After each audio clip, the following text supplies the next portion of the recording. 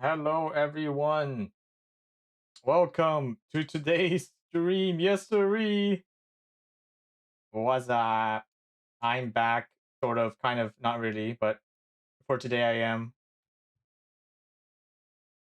Hello, hello. Also, wait, quick, people on YouTube, can you tell me what the delay is? Like, actually, how would you know? Give me a sec. I can just check myself. Oh my God, there's a 20-second delay. What the freak? Hey, what? That's not good. Hang on. Okay, everybody on YouTube, can you like go to the playback speed and go to like 2x or something? Like change the 2x speed on. Oh my God, this delay is terrible. What? Why is the delay so bad? You today? No. It's like it's because I did a scheduled stream into the stream. So yeah, okay. Everybody on YouTube, like just like put the stream on like 20x or like 2x speed or something until you get to like a 5-second delay. You can tell what the delay is by right clicking and going to stats for nerds, like in the video, and then it will show you the live latency time, which is the delay time. Why is it 20 seconds? What the freak? My God. Okay, yeah, just freaking A. Jesus Christ. Yeah. Put the stream to like 2x speed until you get to yeah, like maybe like 5 seconds delay because that's what it's supposed to be. What?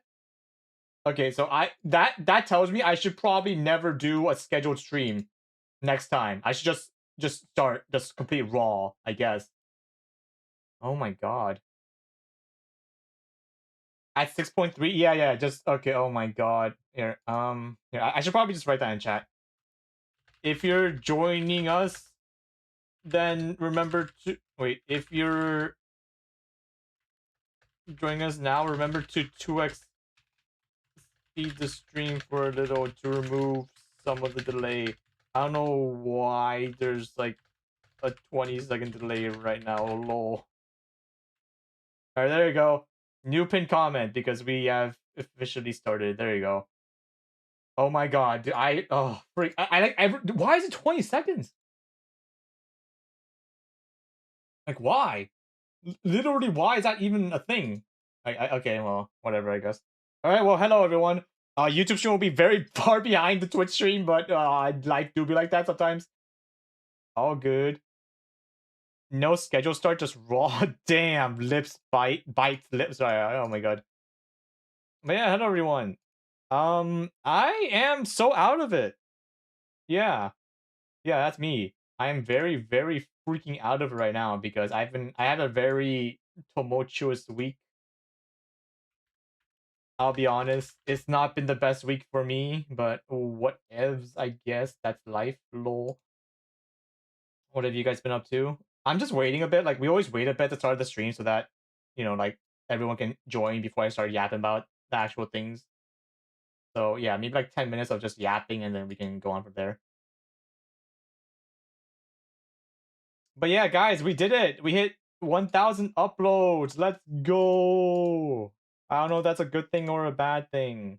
If I'm being real honest with you. Yeah, kind of scared, but what if? Let's go. Back in 2024, you released a video of my birthday, and this year you did once again. It was awesome. Oh, that was 100% planned just for you. Don't you worry. That was 100. Yeah, that was literally just for you. Oh yeah. Are you considering a career change now that you found Faker? It's really funny because I didn't not think about it, but it's kind of like, what else would I be doing if I wasn't doing this, right? Like the job economy is so freaking miserable right now, and also like I do like the freedom of being a content creator online. Like it gives me time to do other stuff. But yeah, I definitely thought a lot about like my future plans in general because I'm like, do I just have to keep doing this until I die, right? Like, do I just keep doing random challenges and league videos until I freaking die? Like, is that really my calling in life? And the more I think about it, the more I'm like, I think I'm locked in. I can't really do anything else right now because yeah. So I don't know. Oh well. I feel like I definitely have it better than most people, so I shouldn't complain. But also it's kind of like I'm definitely reaching the limits of my emotional capability. Heck W. What was that? Oh, yo, Pat, what the freak? Yo, Panther4801. Congrats on the milestone party. I'm having my best rank season so far, and I credit your content with helping me get. Oh, what the freak? Yo, thanks for the $100 donation. Dude, that reminds me. So many of you guys sent like super. Okay, I'll get to this when more people show up, but I actually had. Okay, so I have a notepad, okay? I have a notepad spreadsheet of the things I want to talk about today because like I actually have a lot of things I want to say. And I have an entire section thanking the people that like did like a super chat and stuff. So thank you so much, Panther. Thank you. I'm gonna thank all of you guys in one go later on. But yeah, thank you so much. I'm glad that you're climbing in ranked. It wasn't me, it was you. I just happened to be here, watching you like a weird neighbor through the window as you climbed. Hee. Yeah. Thank you. I'll thank you again later. You can probably branch out to other games or video ideas over time. I already have 3 channels, bro, that have other content. And I would tell you right now that they're not as sustainable as my main channel, which is why I don't upload them that often, right? Because it's just kind of waste time. But hopefully that changes, right? I have to see. Yeah. All right. Is everyone here? Can I start? Okay, can I start the recording? Because I'm probably gonna turn this video into like this stream into like a video, but I'm gonna skip obviously a lot. Okay, the live stream notification didn't go off yet, so I have to wait a bit. Wait, when was the last time I streamed? The last time I streamed was February 12th. Oh my god, it's been almost a month. Holy freak, man. Holy freak. You're my gird. Also, is the delay on YouTube still like 20,000 seconds? Let me refresh and see what the delay is. Maybe it like caught up somehow. No, it's worse. What the freak? How is it worse? It was 16 seconds. I refreshed the page. It's 20 seconds now. Huh?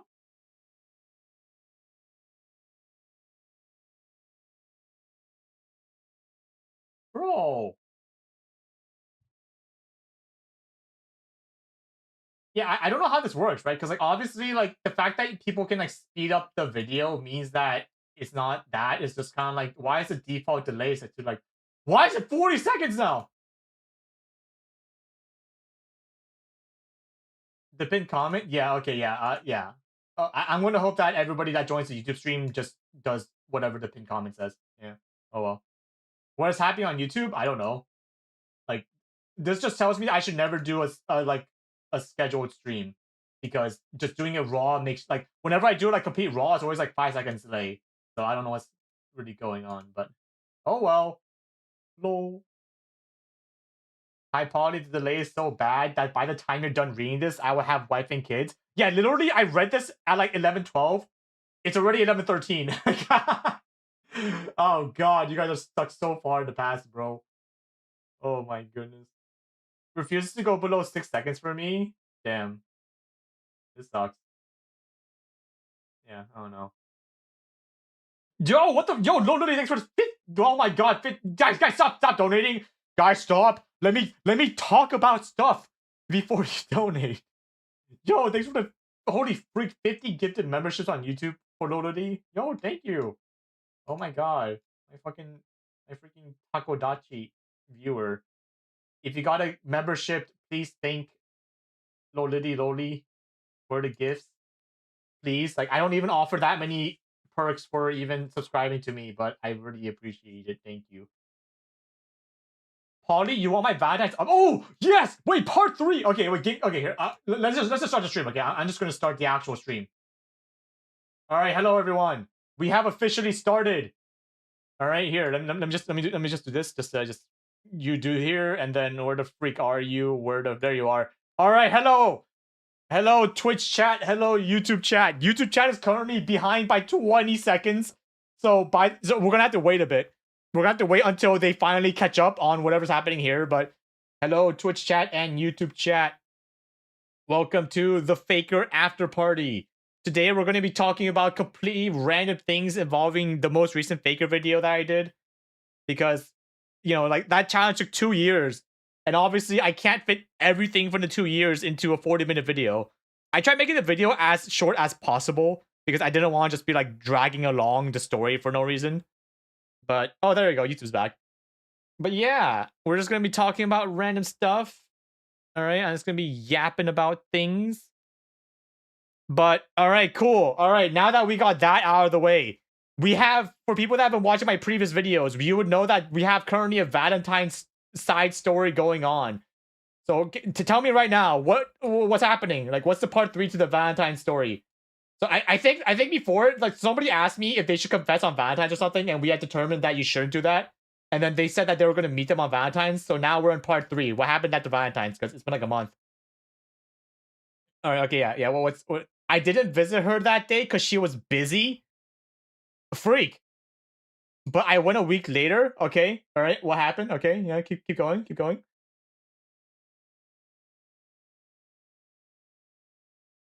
Like, a lot of my viewers were also very emotionally invested in this story. We got lunch, went on a picnic, just you two together. Joe. Okay. Okay. Keep going. Reminisce on the old times. Okay. Keep going. Like, okay. Okay. What happened after? What happened after? Like, I don't have any semblance of a love life, so I had to live vicariously through my chatters. And this is my current emotional vicarious life right now. Oh, yeah, thanks for $5. The Kiwi. What would have happened had you found Faker in an offline match? Every match was online, so I streamed every single match, so that was never a problem. And then I asked her, "Would you hit me if I held your hand?" Okay, yeah, okay, okay, yeah, yeah, okay. And then, and she said, "Probably." Fuck. No, no. Like, wasn't no. Like, and she didn't hit me. Wait, oh, you grabbed her hand anyways, and she. Oh, we're back. We're so back. We're back. We're back. Yes. Punch me, punching the air. You're in. You're so in.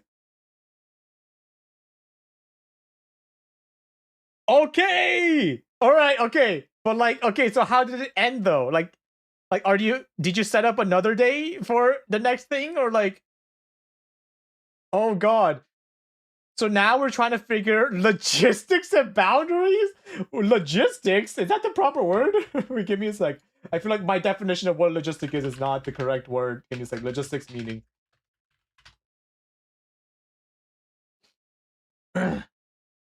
We're going on a trip together over summer. Oh my God, guys. That confirms. Take your shot, all right? Everybody take your shot. We have confirmed that that was indeed the answer. Oh, let's freaking go. You're so in. Congratulations. Take it slow, all right? But, like, it's like, like, obviously take it slow, be yourself, but my God, that's a W. Let's go. Oh, let's freaking go, man. Oh, man. Like, that was a part 3. Like, I don't even know if I want to know part 4, because then now we're getting into the intrusive portion of our vicarious life. But thank you for updating us on the part 3. It was a good ending. Oh my God. Dude, the entire, like, first, like, 10 minutes of this video is gonna be just that story, but oh jeez. Congratulations. Okay. Low key, while we're on this topic, right? Like, before we get into the Faker video, let's just continue on this topic. Number one, if you guys are ever going into a relationship, set your boundaries, right? Always set your boundaries earlier than later. Because it's really hard to, like, turn back on boundaries, especially later on in the relationship. Like, that's just how it works. So if you have, like, red flags or things that you know from previous relationships or just your life in general that you know for a fact that you're not going to like, you want to get that transparency out earlier. Because I guarantee you it's going to be way harder to set those boundaries later on. Because now the other person's like, why are they suddenly giving me restrictions on stuff that was okay before? All right. But, yo, congratulations. Why does somebody just type Ash Ult landed? Why did somebody say Ash Ultimate landed in my YouTube chat? Oh my God. What's next for the channel? I'm getting there. We had to go through this entire thing first, all right? Like, I'll get through everything, all right? Okay. Let me just. Rakan R landed. Oh my God. But thank you for giving us that part 3. A lot of my viewers will be very happy when they open this video, probably like in a few days. All right, okay. Now that we got that emotional storyline out of the way, Thank you once again. Also, guys, is my let me check. I heard that there was a weird OBS issue where mics were being screwed. Let me see if that's true. When they open this video. All right, cool. My mic doesn't sound that terrible, so I should be okay. Whoa! Wait. Hang on. Wait, what is the delay right now on the YouTube stream? Whoa! Oh, whoa! That was weird. Okay, never mind. It's still 20 seconds. Never mind. You guys are still stuck in the freaking past in YouTube. Oh well. Let's go. I wish only the best for everyone in the relationship, all right? Like, yeah, it's like, I can't really give advice because advice is very, is very bad. I'll be honest, like, giving advice, especially in terms of love, is very, like, awkward to do because, number one, I don't know your entire personal details, so it's really hard for me to, like, give, like, a very specific answer. And also, you have to know that you also kind of want to gatekeep your relationship as much as you can because, it's like, if you have problems with whoever you're dating or whoever you like, you want to bring that up with them, right? Like, you don't really want to ask a third party that obviously won't have to go through they won't have to go through the consequences of the decision, so they can obviously be like, oh yeah, just fuck it, just YOLO, right? Just do whatever. But that's probably not the best thing you should do when your life is on the line. So yeah, like, when you listen to advice, take everything with a grain of salt, right? Like, try to figure out the answer for yourself. Don't listen to other people just because it might seem good in a general point of view, I guess, right? You always want a personal, I guess, scope of what you want to do. But yeah, once again, congratulations. I really hope it works out. If it doesn't work out, just know that, like, it's not on you, right? Like, for example, you can do everything perfectly fine, but that doesn't mean that you were meant for each other, right? But obviously, if it works out, that's amazing. But it's like, you also have to know your own worth, right? Like, just because it doesn't work out doesn't make you any less of a person than before. It just means it just wasn't for you. So, keep that in mind. All good. But yeah, all right. Now that I'll try not to int. Yeah, as long as you're not the one that ints the relationship, then it's fine, right? They can int, right? But as long as you're patient, then I guess you can carry the inting part. But yeah, make sure that you're not the one that ints it, okay? And you'll be fine. All right, cool. Now that we got the Ash Ultimate landed onto the target, we can finally start the Find Faker after party. All right, here we go, team. Here we go, everyone. Oh, okay, let me take a quick breather. I got very emotionally excited there for a second. Let me tone down. All right. I've been trying to learn how to talk slower in general because I heard that talking slower makes you look smarter. And I do want to look smart because I'm very, very stupid. So I gotta calm down a bit, take a chill pill. Let me drink some water, and then we'll finally start this part of the video.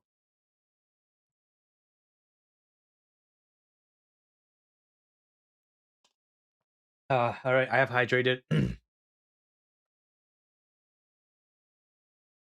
All right, welcome everyone. Today we'll be talking about the final Find Faker video. So if you haven't watched that, then the stream will probably not really make that much sense because you have no context for what we're talking about.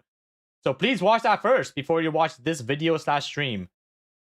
I'll wait, like, not for the stream, but I'll wait for you if you can just pause the video real quick. All right, cool.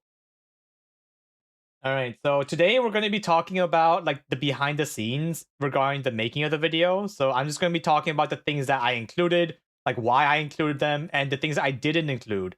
So pretty much just everything, right? Everything extra that I want to talk about with the challenge as a whole that I couldn't put in the video because, it's like I'll be honest, I kind of want to wrap up this era of my content as fast as possible so that I can start the next era, whatever that may be. Like, I'll talk about more about future plans later, but yeah, we're gonna just be doing that, and then we're gonna talk about what's next for the channel at the end. But yeah, let's get into it. Cool. I'm probably gonna turn the stream into a video for people that, like, because I've been told that a lot of people aren't on the best time zone to watch right now, so I'm probably gonna make this stream the next video that comes out on my channel because, number one, I ran out of content. Like, I have no future videos since the Find Faker video was the last thing I made before I went on my small break. But for the video, like, I'm probably gonna skip this entire early portion of just me yapping. I'll only, like, start the video in the Faker video part, so don't worry about that. So yeah, this entire first part's gonna be a stream exclusive for you guys, so that you guys can be like, oh my god, I was here when he talked about stuff that wasn't in a video. Like, you guys are special because you're here at an ungodly hour, probably for you in your time zone. What about the love story? Oh no, no, like that love story is gonna be part of the video, 100%. Like, that's gonna be the start, and then I'm gonna get into the video. So don't worry about that. Like, my viewers were also, my video only watchers were also very emotionally invested in that, so I have to wrap that up as well. All right, let's talk about my break. All right. Thanks for the membership, Golden Coral Lover. Let's talk about my break. I'll be honest, my break wasn't the best. Because number one, right? Like, I really wanted to rest for maybe like 1 to 2 more weeks, or even potentially a month. Like, I was actually just gonna just turn off my internet for a month because I really needed that like emotional break because I've been kind of caught up on a lot of things right now. But unfortunately, the video, like the Fine Faker video, isn't actually doing as well as I hoped. Which is why the stream is earlier than I wanted it to be. Okay? Because, like, for example, right? Like, if you consider how this upload took 2 years to make, right? It literally took 2 years to make this video. And, like, the amount of views I got, like, in comparison to the amount of time it took is 100% not optimal in terms of like sustainability. Like there's a reason why I don't do these videos that often, because like the risk reward ratio is just way too like fluctuating, right? Is way too like inconsistent, especially with somebody of my current income level, which is why I'm here now. Like, that's just life, right? I can't control the algorithm. I can't control that. So yeah, not really much point complaining about it. It's like, no, it's like, the thing is, right? It's like within my current like subscribers, right? Like most of my subscribers actually saw the video, but it's like usually what determines if a video is quote unquote good is if it extends past my subscribers and it goes into like the general audience, if that makes sense. But right now, from my stats that I can see, it's pretty much only my subscribers, which is surprising. It's usually the other way around, but yeah, like the outwards reach of the video is actually not that good, unfortunately. What if it didn't explode yet and you just stopped breaking a bit too early? So usually you can tell, like I can tell, right? I've been here for literally 5 years doing this full time, and I can tell when a video is gonna go quote unquote viral, right? And like usually that time frame is the first 4 to 5 days. If it doesn't have like a very noticeable spike in that time period, then it's like I can't really wait to for that spike to happen later on. Like, I have to just keep making videos, right? So that I can still sustain myself. So yeah, it's like, it's like I looked at my trend, right? I looked at stats, and right now it's like very linear. There wasn't a single like exponential spike up. It was just pure linear, right? And like, like that's not to say that like, there's not like, there is a possibility it spikes up later, but that possibility it can only come with time. And until that time happens, I have to just keep uploading videos, right? Upload like regular content. So yeah, it's like there's nothing I can do about it. I just have to keep making videos now. So very unfortunate. That's just like, it's like I know everything about the algorithm at this point. Like, I know how much it fluctuates. So it's why I'm here now earlier than I wanted to. So even though I'm like, I'll be honest, I'm going through a lot of like emotional shit right now in my life. Like, I'm going through so much shit, but life doesn't, like life doesn't wait for anyone. Like, I can't just not upload because I do have to be a responsible adult and make rent money every month. But on a side note, right, like, it's like getting out of the depressing stuff. On a side note, I wanted to take this time to like really thank everyone that donated or did like a super chat message in the last week in my video. Like, there were like people like off that donated to me on my Twitch offline. Like, somebody donated like $100, like just completely offline. And like I saw the donation, obviously, but like I really want to take this time to thank you guys. You guys are literally the only reason why I can even justify doing this for a living. Like, even though I'm not making like as much as I realistically want to, right, for my current age and my situation, like the fact that I can even make this a living in the first place is freaking amazing. So yeah, once again, thanks you for everyone. I'm really bad with words. I'm a 100% actions over words kind of guy. But I really want to try my best to put into words how thankful I am to you guys that I had this opportunity. And I will try my best to keep entertaining you guys until I freaking die, because that's currently what my current I feel like that's my current path in life. I'm just gonna be doing this until I die, because I really can't think what else I'd be doing if I didn't have this as like a main job, right? It's like, don't get me wrong, I could probably like find a job, right? I can like apply to Riot, right? I can, like maybe I can find something to do, but I feel like I wouldn't enjoy that at all, right? I would not enjoy that compared to what I'm doing now. So even through the rough times, I feel like this is still probably the best choice I can make, right? And like it gives me a lot of freedom, right? Like I have a lot of freedom in terms of what I do when I'm not making content, so I don't want to take that for granted. How many times do we need to rewatch the Faker video so that you can take a longer break?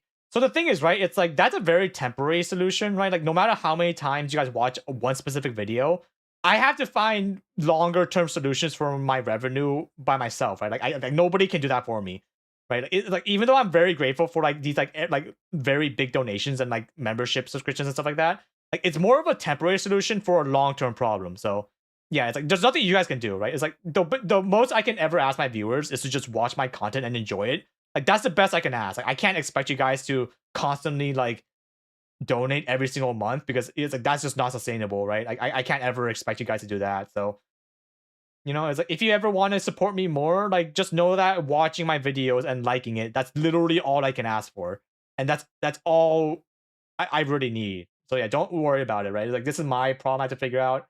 It's not yours. It's just me. I gotta get my life together, I guess, and figure this out.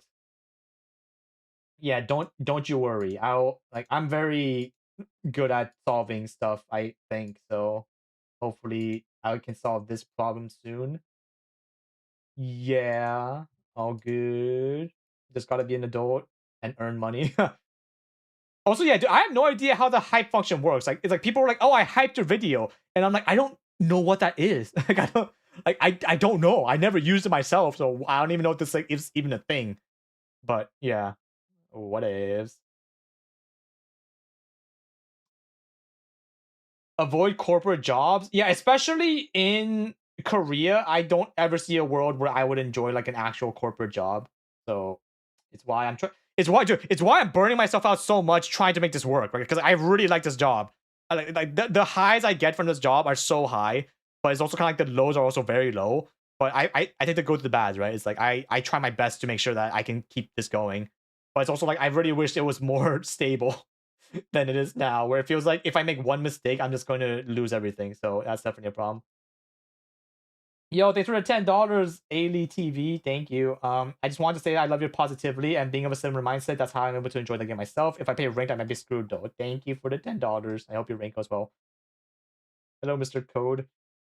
Subsidize? I'm so bad with finances. Like my version of finances is I earn money, I shove all that money into a bank account and don't touch it. Like I am a very low maintenance, low needs kind of guy. Most of the money I use is to buy food for my friends, because I just personally don't see the need to buy things myself. But obviously that's not the best financial decision. But I'll be honest, thanks for thanks for the Pog Poofy membership. I need it. Thank you so much. But yeah, it's like I'll be honest, like I started to really, really value my friendships a lot recently. What was that?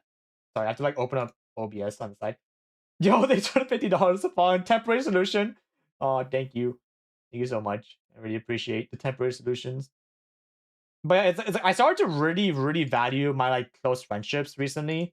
So I like really want my friends to feel appreciated, especially nowadays when there's a lot of like I feel like people take people for granted now more nowadays, especially with like how weird the environment is. So I've been trying my best to like support the people around me as best as I can. Like, don't get me wrong, that definitely makes me emotionally drained way faster, because I'm like a very big introvert. But it's kind of like I would definitely bite the bullet if it means somebody I know will feel happier, right? Kind of one of those things. Polypuff joins T1. So the biggest problem about joining like a company, right? Like T1, for example, like if I had a choice, is that number one, I'm really freaking scared because number one, right? It's like I have a lot of like Nintendo and like like Sonic music in my videos, and I'm like, I feel like the odds of like copyright happening, right? Is like right now I'm like an indie person, so like the odds of getting like copyright strike is like a bit looser because I'm just kind of like one guy. But imagine I work for like a company, like a physical multi-international company, and I use like Nintendo music. Like, dude, that shit's gonna be a legal issue at some point, right?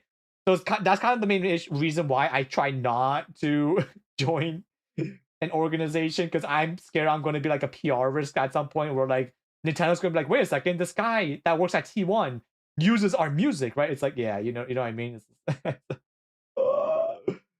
I don't want to risk that.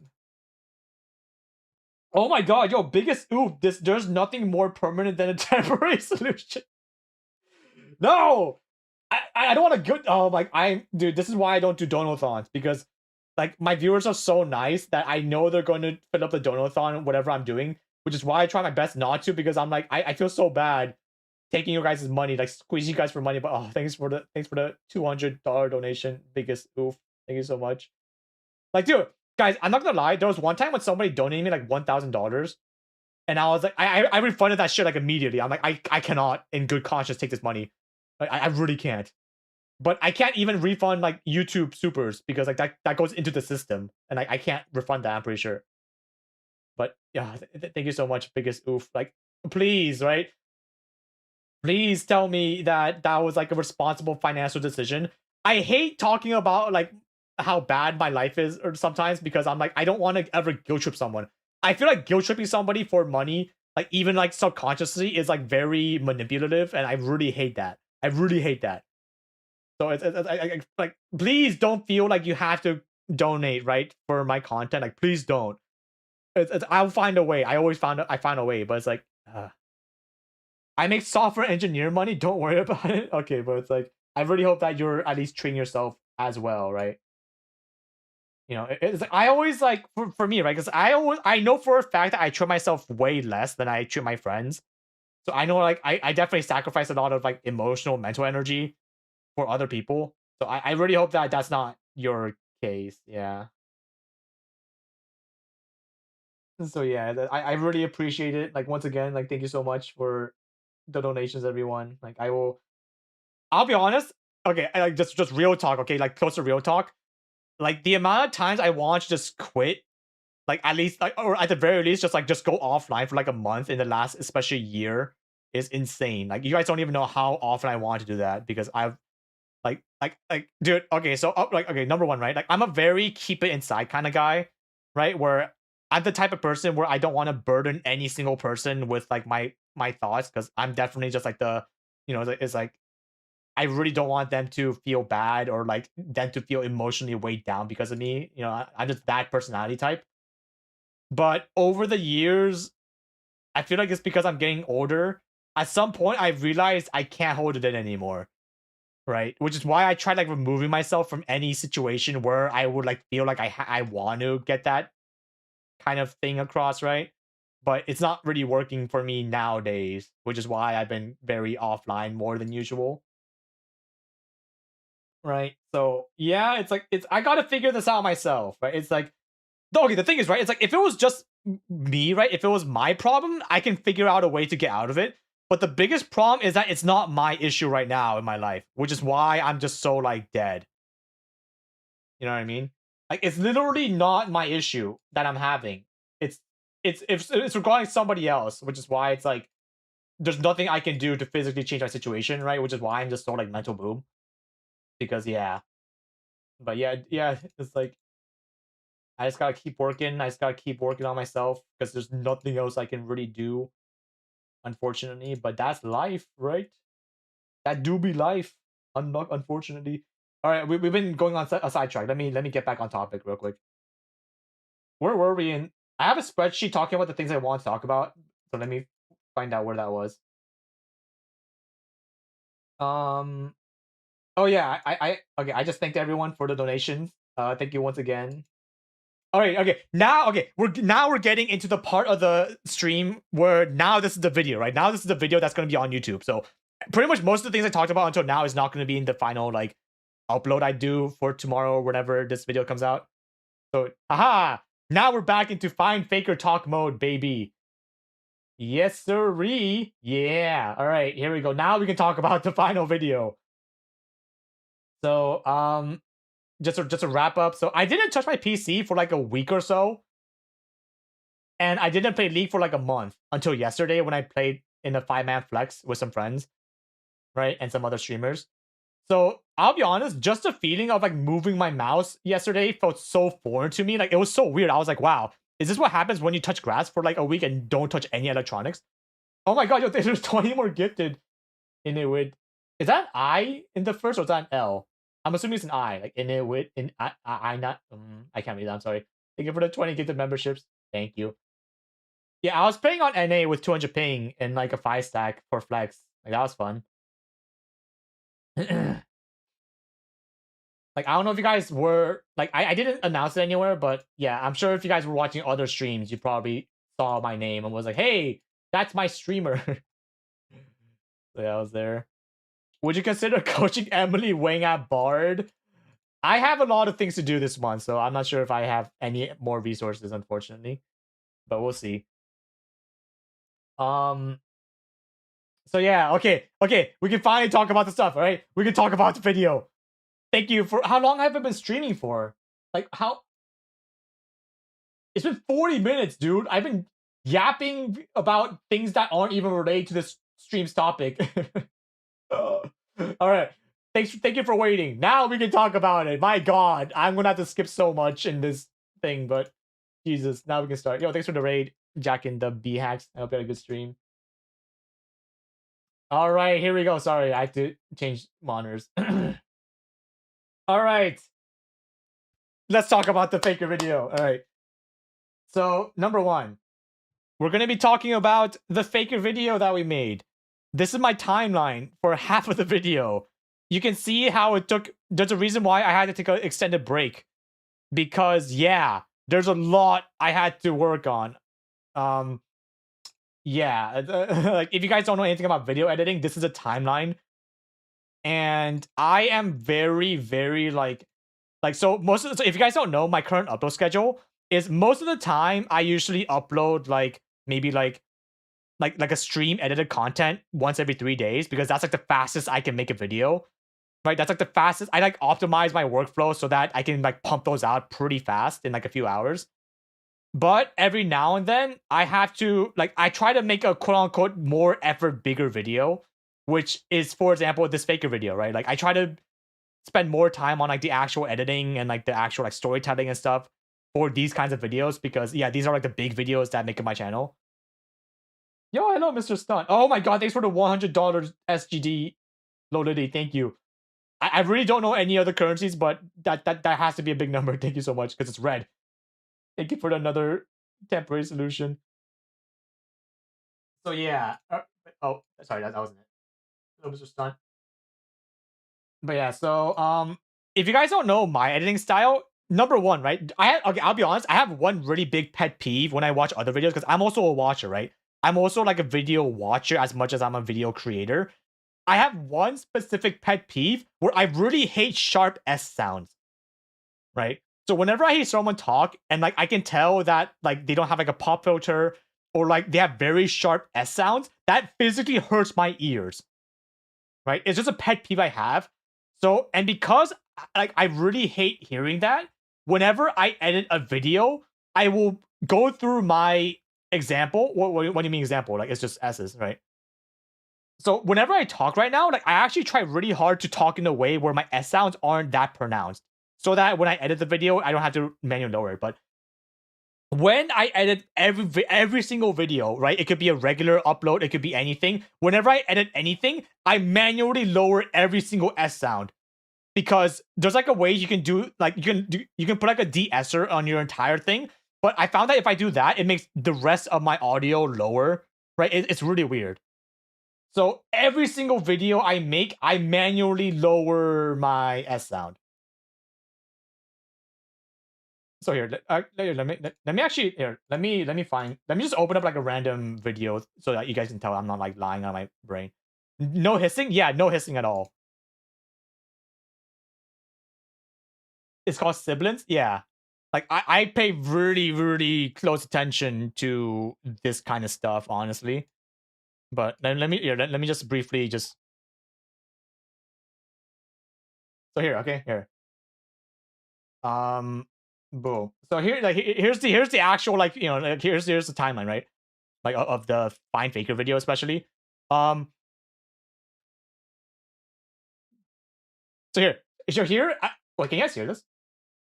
I don't think you guys can hear this. Okay, you guys can hear the audio, but here I say Grandmaster 339 LP on the Korean server.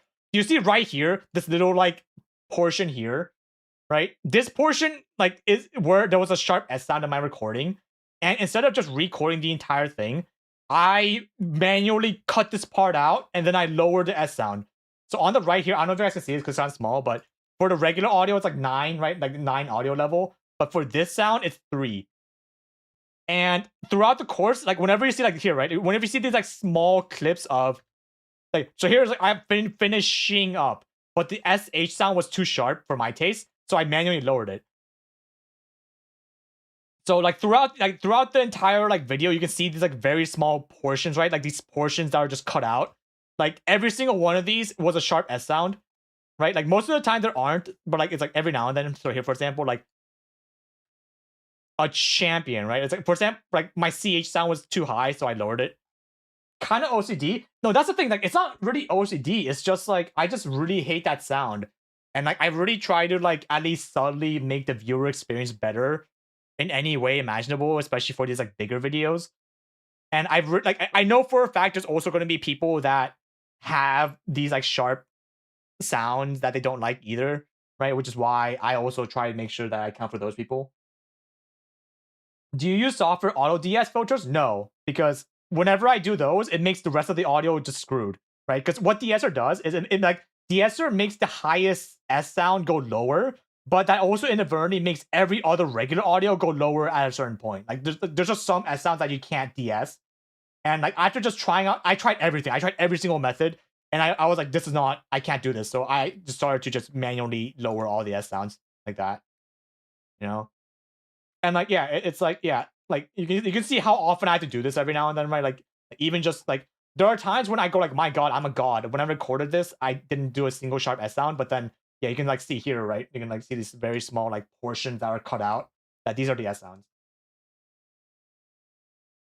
How long did it take you for you to DS the entire vid? I do the entire vid at once, so I don't do like one pass and then one pass and then one pass. I just do it all at once.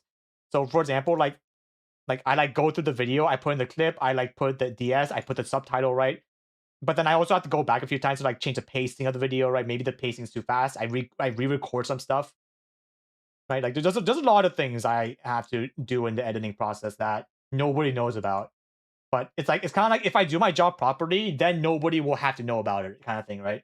If I do my job well, then nobody will notice it, kind of stuff. Yeah. But just know that the reason why I usually spend a lot more time on videos sometimes is because I had to do these small things. Because yeah, I just really value my viewers' experience that much, I guess. The amount of times you just said S is going to make it a nightmare. Yeah, it's like so like right now, right? It's like I kind of developed my own talking style on stream to make the least amount of sharp S sounds. But obviously, like I'm not perfect, right? I still have to manually listen to the video. But yeah, just know that I do that, right? Just know why it takes me so much time sometimes. Because I really I feel like it's just small things, right? Like even if nobody knows about it, like these small things they kind of stack up over time. Like this is not the only small thing I do. You know, like I actually value audio levels a ton. So I like really try to make. Oh, actually, let me just let, yeah let me just reopen this. Okay, let me just reopen this real quick. Give me a sec. I just want to make sure I'm not like doxing anything. Okay. So it's like I don't know if you guys notice this, but whenever I talk, right? Whenever I talk, the music is low. But whenever I don't talk, like I put like an intentional pause, I manually turn up the music for that portion so that there's like not a big silence, I guess. Like just like stuff for that, right? Like just that stuff for example. So it's kind of like there's a lot of very small, especially audio things I keep track of, right? Like here, for example, right? Like you see how like there's no audio here because it's just, you know, it's just regular, just talking, and then I put like an intentional pause, right? And like when there's an intentional pause, you can see there's like a big like kind of like spike up in the audio level here because that's like I make the music go up here on purpose so that the viewer can focus more on what's happening on the screen and not what I'm saying, right? So there's like a focus aspect as well, right? So for example, right, like it's like if I want people to focus on what I'm saying, then also okay, it's like why is my hold on, like why can I not? Okay, for some reason I can't use my thing, but you know, let me just do this. Boom. So for example, right, like if I want people to focus on what I'm saying, then I'll usually make the music go down. So like music's down and I'll have subtitles playing, right? And there's not just I'm gonna try to have nothing important happening in the actual like clip footage. But now on the reverse side, if I want the viewer to focus more on the clip itself, then I'll like usually have no text, right? Like it's just gonna be no text. You know, like the music's gonna go up so that you can fully focus on the clip happening. So it's kind of like a matter of like focus, right? Like it's like, what do I want my viewer to focus on? Do I want it to focus on the narration of the video, or do I want to focus on the actual like clip that's happening? You know, because you know, like, because like, right, like if you're watching, you don't want the viewers' eyes to constantly do like this, right, in the same second. You want it to focus on one thing potentially, and then you want to focus on the main thing potentially, right? You don't want them to like have whiplash doing back and forth because that's going to make them confused on what the actual like focus is. So yeah, it's like there's like a lot of things I just casually think about that people don't really know, right? That's just how it's done, right? Because I really like I really want the viewer to focus on what I want them to focus on. For most of my stream edited content, like that's not really the case, right? Because obviously I just want to like that the stream edited videos uploads is more for just like speed. But for these like better videos, like you can bet that I'm always focusing on this kind of stuff, right? So yeah, okay. So one thing, right? Whenever I import a video, right? So right now, my video footage. Here, I have to reopen this. Give me a sec. Or yeah, I have to reopen this. Whenever I import a video, I have separate audio tracks for everything in my OBS. So that means if I talk about something, it will be on a different audio track as something else. So here, let me just find something. Let's see.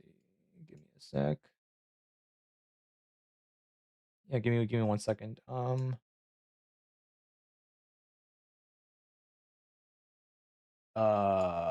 trying to find something I can use here. Yeah, give me 1 second. There's like a ton of files I have to sort through right now. Okay, here I found one. Okay, so here when I like go through like when I put in the clip, right? Like you can see how there's like 5 different audio tracks. This is my layers on OBS. Okay, so for example, right here, let me just do this real quick. So here, so if I just like if you just look at this at like a quick glance. So this is the Twitch audio, right? This is like every audio combined. This is like YouTube audio, right? So this is like this is pretty much everything on Twitch except without the music. And then this is like my mic, right? So I have like mic sound, right? I have like League of Legends sound, right? I have like desktop sound. But depending on what I want the focus to be, sometimes, for example, I could be yapping throughout the entire team fight. But if I go like this is kind of distracting, I'll actually just remove that entire part so that you can only listen to like game sounds, right? And so it's kind of like that, where it's like, like it's like there are lots of times when I actually talk more, but I find it kind of distracting where I want the viewer to focus more on the action happening because that's like where the focus is. That I like remove a lot of portions that happen during the stream. So if you compare my uploads on YouTube versus like the actual stream, there are times when you go like, wait, somebody was talking in the background here, like, and but in the video it's not there. Like that was those are like removed for a reason, right?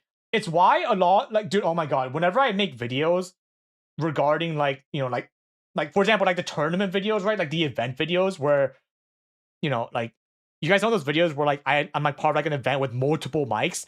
Dude, that shit is so hard to do because there's so many audio tracks I have to account for. Like I have like 7 more audio tracks that I have to like realistically think about. I'm like, oh my freak, man. So yeah, it's like, yeah, that's like there's a reason why I don't do these types of videos as much as I want to because the time it takes is so abnormous with the amount of effort I randomly want to put into it. What would happen if you layered all the audio clips on top of each other for kicks? How Jumbo would have turned out? It would be impossible. Like, yeah, it's like I only started separating audio clips recently so that I have more control of my videos. But like before I got my new mic and my new PC, it was all just jumbled. So there are times when I had to just mute the entire video. So that means there'll be no game audio, there will be no mic audio, nothing. There'll only be background music. So if you watch some of my older videos, you can like there are parts of the video when it just goes complete silent because there was no other way I can lower that part of the video like separately, which is why I had to resort to this method. Can you put different people on different tracks, or is there one Discord track? There's one Discord track. So if there's 2 or 3 people talking at the same time, I either have to include both or not include either. So yeah. All right. Anyway, so I've been yapping about this for a while. Where were we in the thing? Yeah, let me get back on track here. Sorry, I've been it's like the actual video in like tomorrow is gonna be way more organized, right? It's not gonna have any of this. It's just gonna be this is more for stream for you guys, but yeah, let's keep that in mind. Do you do the subtitles manually? Yep. There are like AI ways to do it, right? There's like automatic stuff. I guarantee you all of them freaking suck. Like, don't get me wrong, I would love it if there was a way I could just turn my entire video into like one click and done, but I guarantee you there's nothing I can do. Like, it's so bad. Like every single like automatic transcoder thing I've used so far is just so freaking terrible. So unfortunately, I can't. And yeah, I am a one-man team. Like I do all of this myself because number one, I don't have money. Like if I earn like 100K a month, obviously it's way more efficient if I got an editor. But like I don't make nearly enough money to just be streaming, right? Because I don't make any money from streaming either. So if I had to get an editor, that means all like the only revenue source I have, which is editing videos. Now I wouldn't have money from that either, right? You see what I mean? And like the amount of time it would take to like teach somebody how to edit my style, like tell them all about these small things, like oh, make sure this de-esser is, make sure to manually lower the S down here. Like it just wouldn't work, right? It's just so much work. I would never want a human being to do the amount of work I do because I am very particular about what I think about and stuff. Yeah, right. It's like I try. Yeah, it's like the amount of time it takes to like correct the AI, especially for timing and stuff, is just not. It's just not sustainable. You need a temporary solution? No, I don't need a temporary solution. I need a long term solution.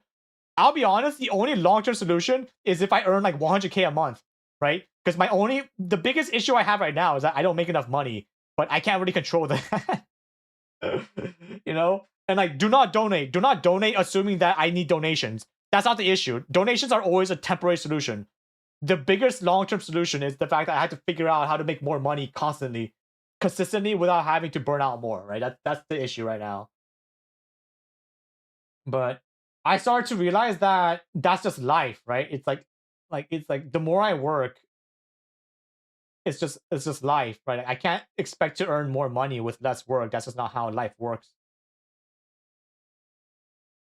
Sounds like you need to appeal to the gooners. I'll be honest, I respect people so much that I can't even think about making content that is like not safe for work, if that makes sense, right? Also, hot take, right? It's like the idea of like gooning, right? Is like I don't. I'll be honest, hot take. I actually like it when people are more well dressed and not have skin showing than when people have skin showing. That's just me. Like I just really like good fashion over no fashion, if you know what I mean. Yeah. Is your current viewership sustainable though? Not well. It's like that's the thing, right? It's like most of my money comes from my videos, my YouTube videos, and that is sustainable enough for now. But it's only sustainable because right now, like I'm living with my parents, right? and then with like my like I still pay rent, but obviously the amount of like the full cost of not paying for like everything is definitely helping out.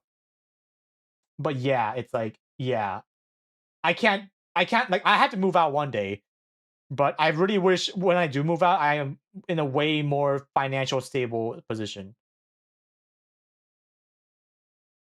You're saying to join membership and make it recurring. Honestly, that is a potential long-term solution. If I have like constant members, right? Like membership every single month, that is like quote unquote the more sustainable longer term solution. But that requires me to make enough videos to make it worth it, right? Like I don't want to just make like slop. I don't want to make just like the most generic, no fun, entertaining video, right? For like for that. Like there's a reason why I do these long very big edit videos every now and then so that I make the viewers make it like I want them to feel like, oh yeah, it's like he's actually working really hard to make good content, right? It's like I don't want to just pump out generic uploads all the time because then it's not fair for my viewers.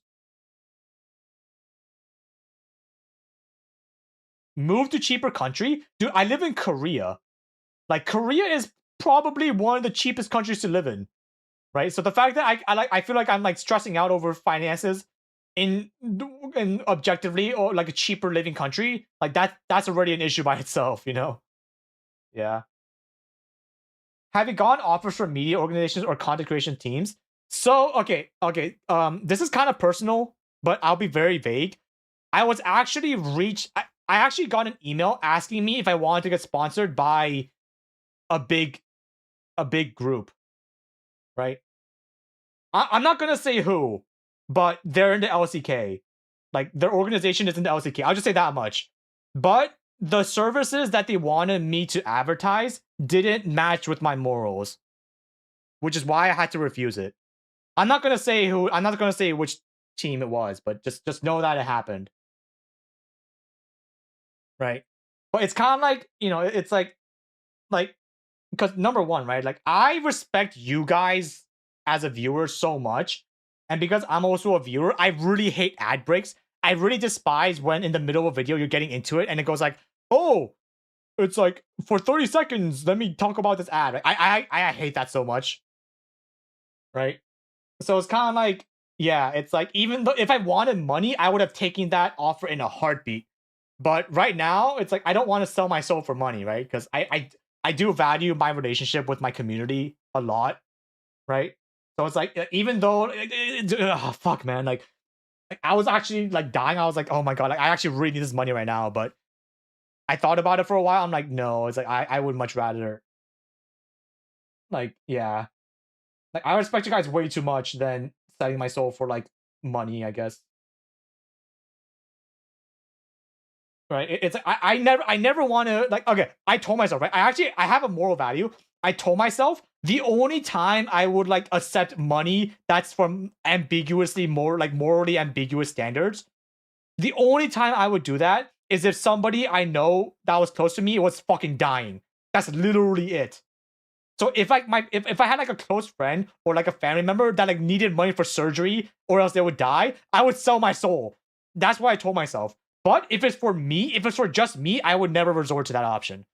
So yeah, just know that if you guys ever see me doing like every single possible sponsor like ad sponsor reading, know that somebody I know is dying.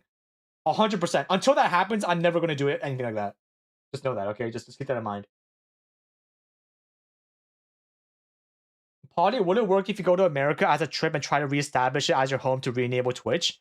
That's also a legally like legally gray zone, right? Like I thought about it, right? It's like, what if I just go to America for like a month and then just like try to get Twitch partner again and then just move back to Korea?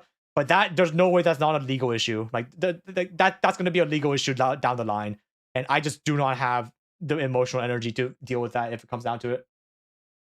What if you are dying? Was like I said before, I treat my own value way less than my friends. So I just die. I honestly, I'll probably just die without telling anyone. Right? It's like I can't even care, man. Like I care so much about my friends versus myself. Like I know it's bad. I know it's really bad. Like objectively, I know that's not a healthy mind option, but I can't change myself. Right? I can't change that. That's just how I am. What if I'm dying? Sorry, I can only do this for my close friends. I also know that I can't care about every single person, so my bad. Only my closest of friends can I do that. Lamau.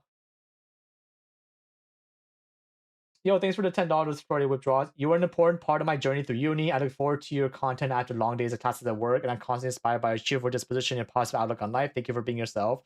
Thank you for the $10. I hope your uni goes well. Also, I'll be honest. So someone asked me actually recently, especially in my comments, they're like, I love your positivity, right? And your positive outlook on life. And they were like, how do you remain positive? And I'm not gonna lie, I don't think I'm positive at all. I think I'm actually very pessimistic, but it's kind of like because I've probably experienced like personally and also the people around me go through every possible negative, I've been through the worst that life has to offer. But it's kind of like I don't want I've been going through so terrible times that I never want the people around me to experience what I went through, which is why I try to like be like appreciative of them or like let them know that they're appreciated, kind of thing, right? Because I really don't want anybody to go through what I went through. Like it's bad, right? It's why I try holding it in, right? It's kind of the reason why I try so hard to help the people around me, so that they're never in a situation where they feel what I felt. It's kind of one of those things. So yeah, it's just that, right? It's like, don't get me wrong, like I know for a fact that this definitely destroys my mental sometimes because I'm caring too much about the people around me, but like I can't change that, right? If I wanted to change it, I would have, but yeah, can't really do that. Yeah. Like there's not really a point to being negative. It's just what I found, right? It's like I only have a limited amount of energy a day, right? Like there's only a limited amount of dopamine that gets created in my brain, right? There's only a limited amount of energy I can expend. So it's like I feel like using that time to focus on the bad things is just a waste of my time and energy, right? Like might as well just work on something constructive, stuff like that. Is Streamlabs the best way to support you directly? I think like donations through Streamlabs is probably the best, right? Like YouTube memberships is also, it takes like a portion out, but I'm pretty sure through PayPal it takes like a bit less. It's my current thing, maybe. I don't know.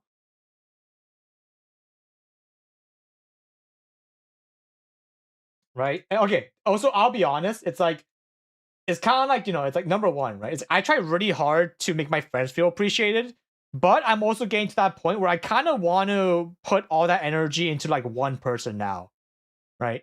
Which is the relationship stuff. But it's kind of like I have to find that person that won't gaslight me, I guess. But that also means I have to work on myself more because I don't. Yeah, I feel like my current self is not good enough, sort of thing. Okay. Here, while we're on this topic, all right. Sorry, another side topic, but the idea of relationships. Okay, like I've actually been like like self introspective a lot again recently, and I was like, so okay. First of all, like just full transparency, I'm almost 30. I'm 29 years old right now. I'm turning 30 literally this month. So this is my quote unquote last year of youth until I die, is what the internet says about people turning 30. And I've never had a relationship in my entire life, right? Like I've been single my entire life. And I've been thinking about it. I'm like, am I just like, it's like, what's the reasoning behind it, right? Like I was like, I actually sat down and I was like, what's the reasoning behind why I'm single my entire life? And it's not a matter of, it's not a matter of, oh, I never like wanted one, or oh, I never could get one. It's more like I just feel like my entire like what is it? My entire outlook on relationships in general is very counterintuitive if I really wanted one. So for example, right, whenever I think about a relationship, right? Whenever I think about getting into like dating or somebody, in my perspective, I feel like it's like I want the other person to feel happy, right? Like that's what it should come down to, at least from my perspective.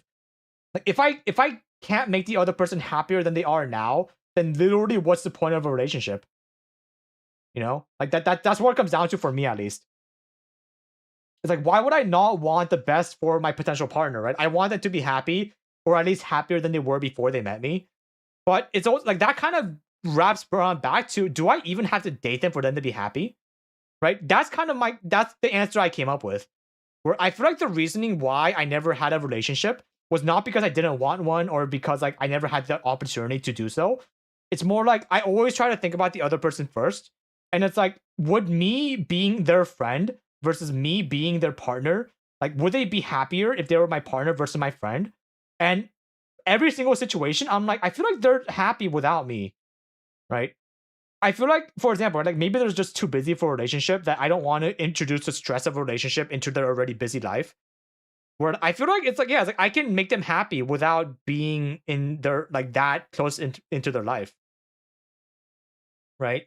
So that's kind of the reason why I never like saw the need, because I also think that it's kind of selfish, right? It's kind of weird, but I feel like it's kind of selfish to like somebody so much that you want to date them, but then that also kind of means you're imposing your own life onto theirs. But it's like, if their life is already really good, then it's like, aren't I just kind of grieving their life when it was already going good before? You know what I mean? So it's kind of like that.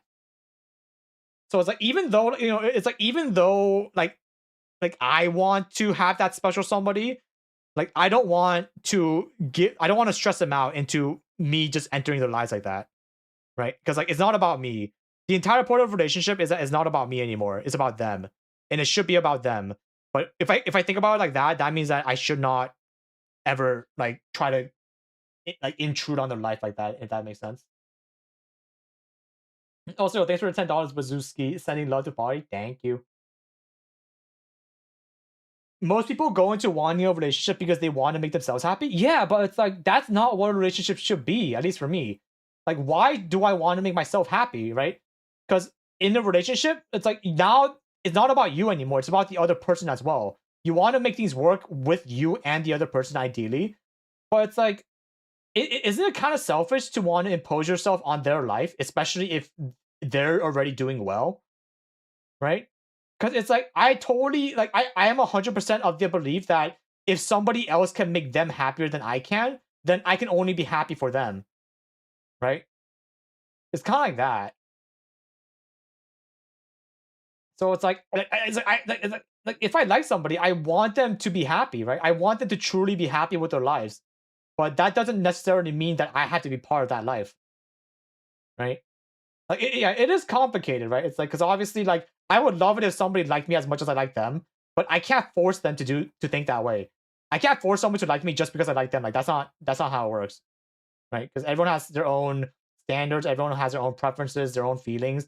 That forcing somebody to like me because I like them, that's just, I hate that logic so much.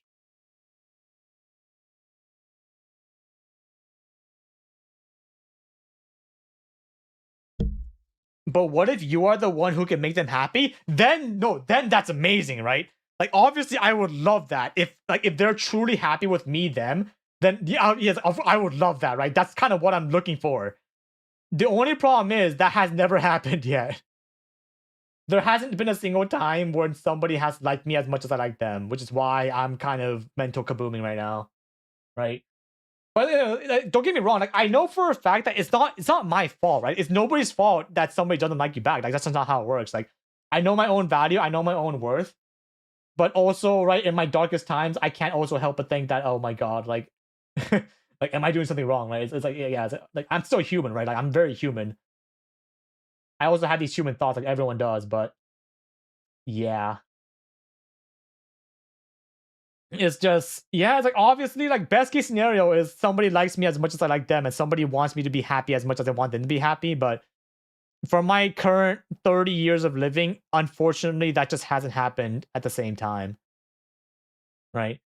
Because, it also goes the other way, right? Like, I'm sure people have liked me that way before, but I also feel like I don't want to like them back because of that, right? Like, I want them to get somebody that like respects them as much as they respect me. But it's like, like, maybe I was like focused on somebody else. Maybe I was focusing on myself. That I feel like it's not fair to go into a relationship without the intention of giving it my all, right? You know what I mean? That's why it's so hard for me, especially. Where number one, like, I don't even like like I don't develop feelings at all, right? Like that's just how my personality is.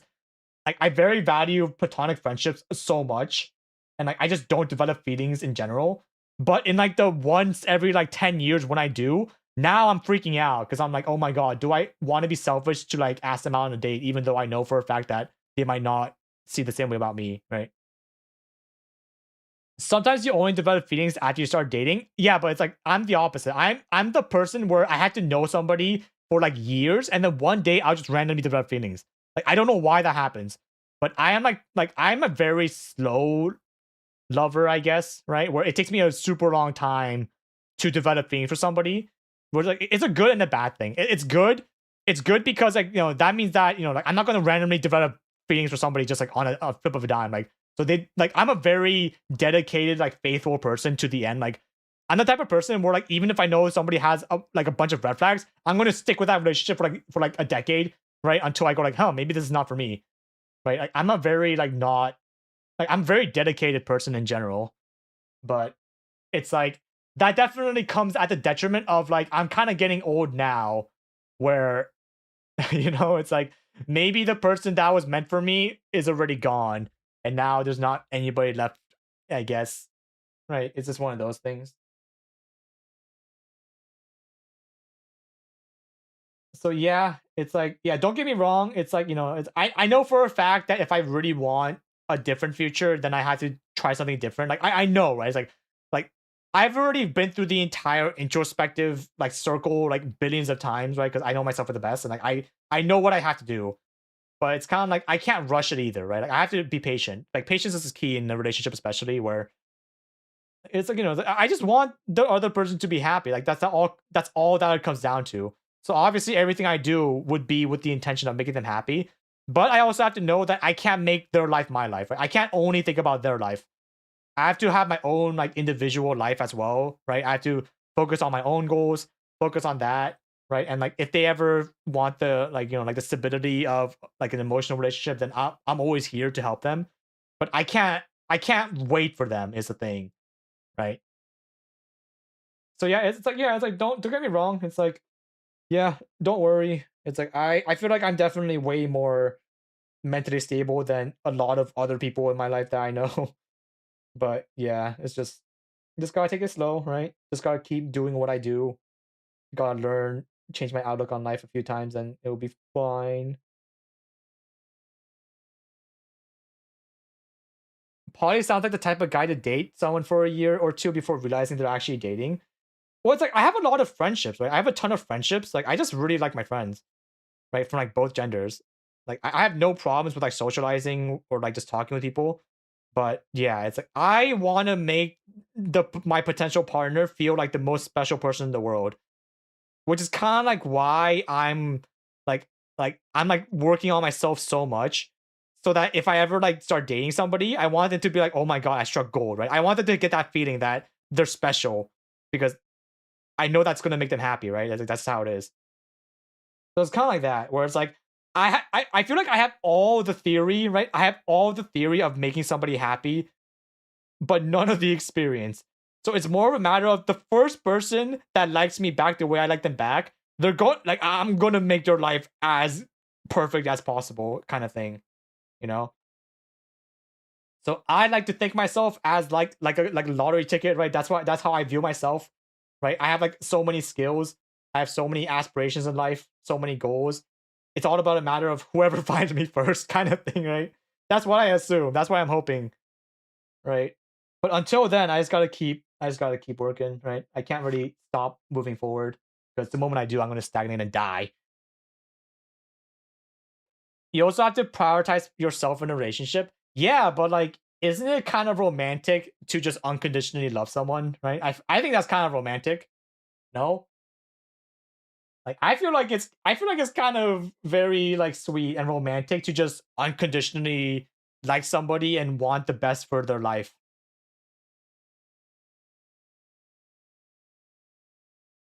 Like I think that's kind of cool. Not to your own detriment. Fuck it. I don't care about my detriment. I want it to be happy. Lumao. Well, obviously, like the most ideal situation is I have somebody that also looks out for me. You know, it's like, obviously that's the best case. I don't want to die. I don't want to look back 10 years from now and be like, oh my god, I wasted my life focusing on somebody else when they didn't like me back. Right? It's like that's that, yeah. I want to believe that I have enough subconscious barriers to determine if that was the case. But if I really like somebody, okay, so number one, right? If I really like somebody, I probably like them because they're already nice by default. You know what I mean? Or I usually only develop feelings in general for people if I can tell that they're like caring to others. That's like kind of one of my standards. So it's one of those things where if I did develop feelings, then already the basis for who I've developed feelings for already meets the requirements for what I'm going through or like what I'm thinking, right? It's kind of one of those things.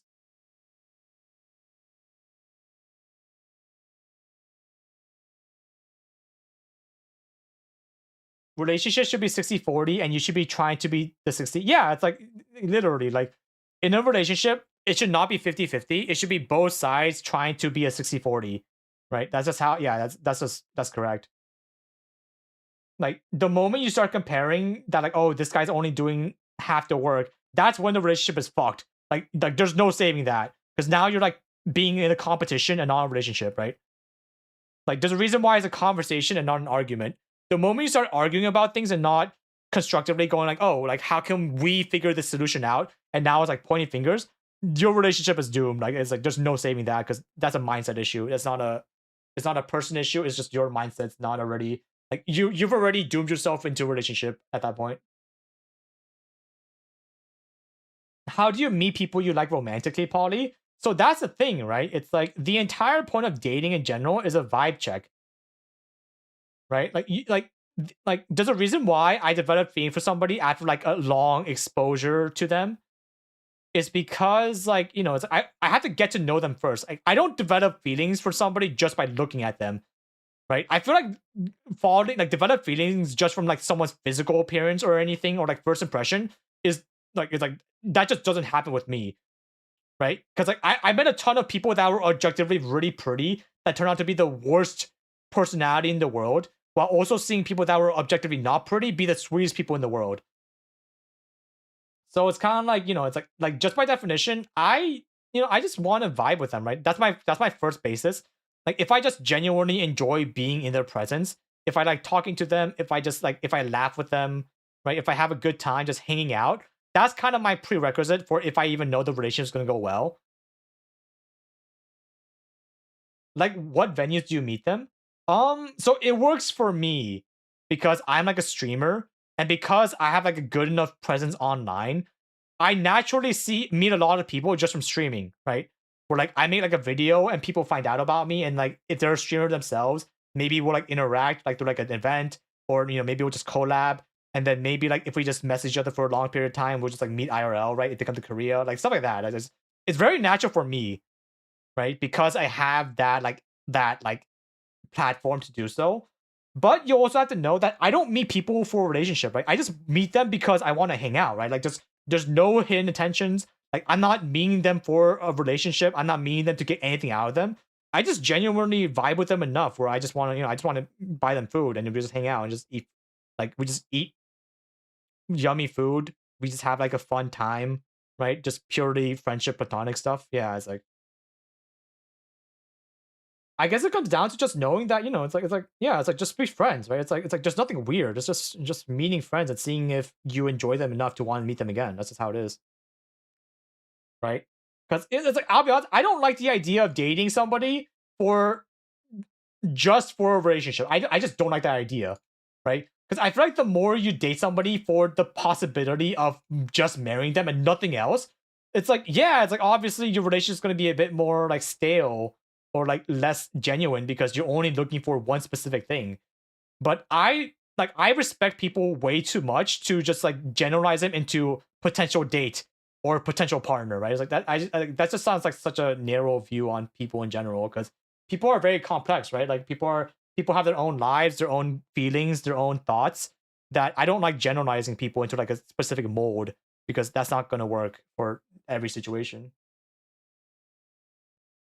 right? Because it's like why would like I want to date somebody I know for a long time, but if I only date somebody for a relationship, like I'm dating a stranger, right? I don't want to date a stranger. It's like I know less about them than I do about some random guy I meet at school every day, right? You see what I mean? This is one of those things.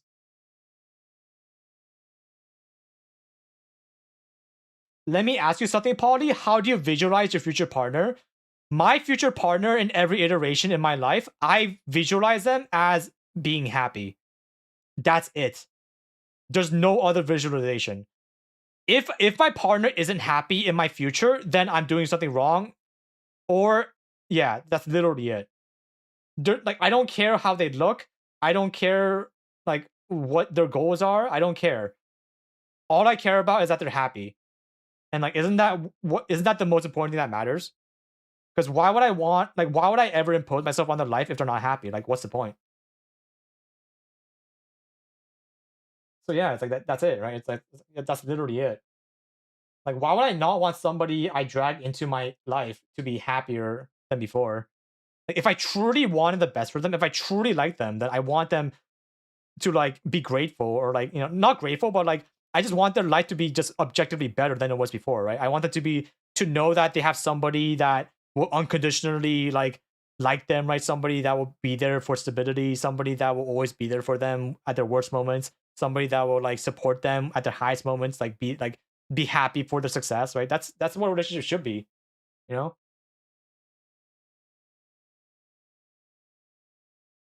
I wonder if there's any follow up. Oh, we actually got the follow up. Like we like they actually came to the stream earlier and like there was a good ending so far where they like held hands or something and they met. They're like planning a trip or something. Yeah, but that's gonna be in the video. Like this entire love talk is not gonna be in the video, so don't worry for like video only watchers. The video is only going to be talking about the faker stuff. So yeah, don't worry. This is only stream stuff. We get very philosophical in stream sometimes.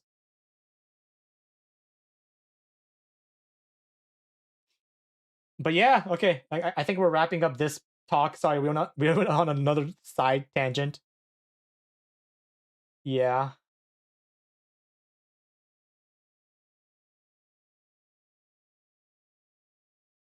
I feel like the necessary part for to be healthy is wanting them to be happy and for them to want you to be happy. Yeah, but like like the very cheesy thing about me is that whenever if I see my potential partner being happy, that makes me happy. So it's like if they ask what makes you happy, I would literally say the most cheesiest answer: seeing you happy makes me happy. Like literally, right? So like it's kind of like a catch-all where it's like I don't really want a lot in life. Like, I feel like I've already accomplished a lot I want in life, but yeah, it's kind of like a kill two birds with one stone. Like, damn, I make them happy. I see them laugh, and seeing their laugh makes me happy. Like, it's just free, no? Like, literal infinite happiness hack. As long as I make them happy. Like, fuck, man, it's just so easy. Kind of crazy. You're telling me I'm missing out on all this by not watching stream? Yeah, because like like the entire like videos, right? Like people that watch YouTube videos, they have objectively less attention spans. It's why I try to put in like way more like dopamine like content, I guess, because they're gonna click off the video if they don't get entertained the entire time. But yeah, like this kind of talk is obviously not going to be suited for most videos because they're going to get kind of people that aren't looking for this kind of talk aren't going to want to watch it. And now that destroys my algorithm. That's how it works.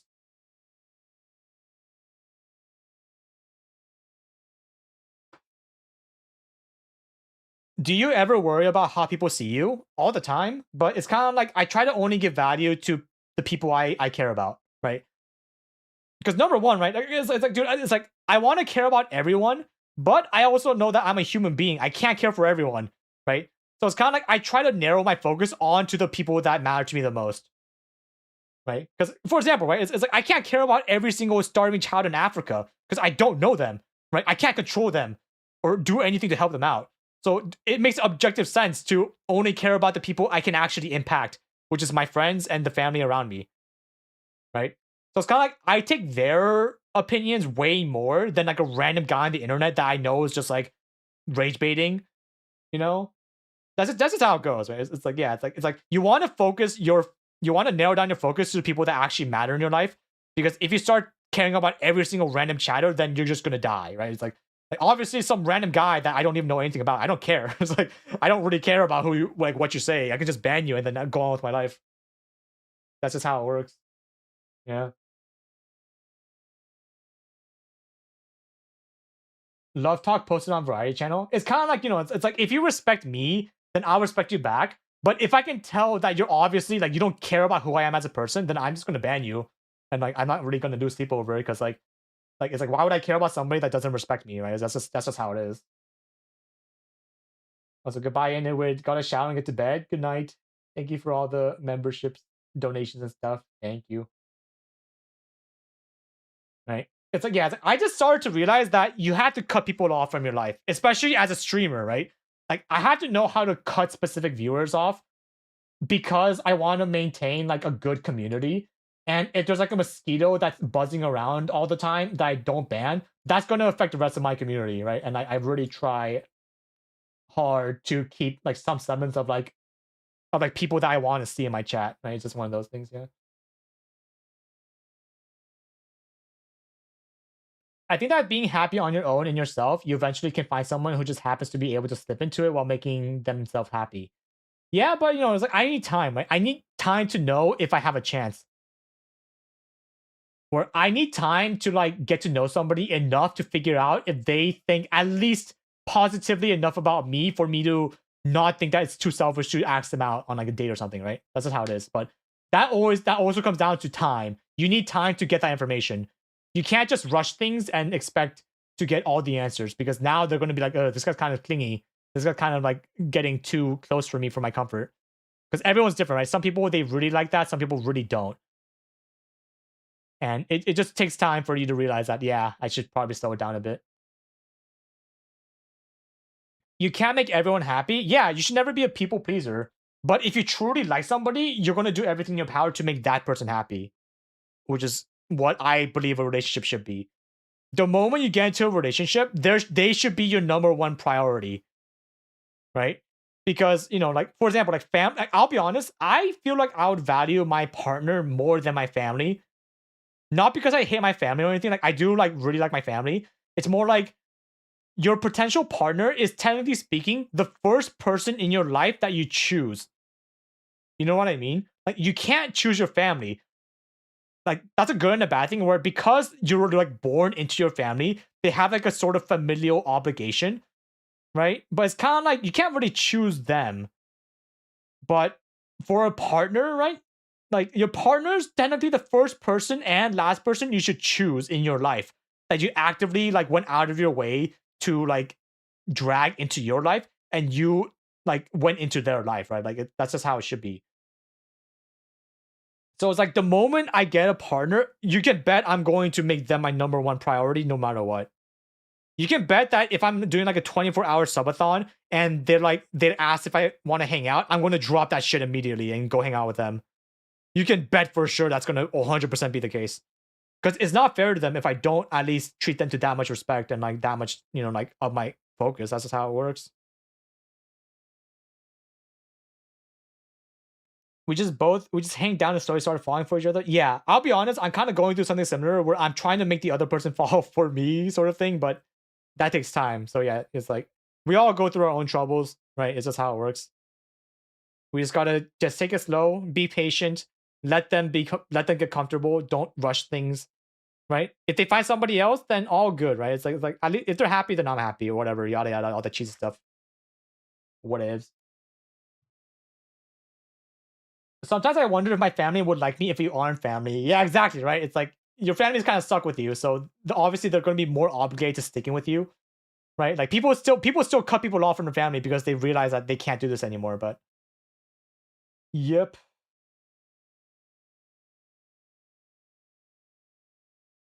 get rid of the people that don't make you happy. It's like objectively speaking, that is kind of true, right? Because like if you have goals in life, like if you have aspirations in life and the people around you aren't there to actively support you into that goal, then they are objectively ending your life. No, like that's just how it works. They are grieving you in as a person if they're doing things that prevent you from reaching your potential like best form of yourself.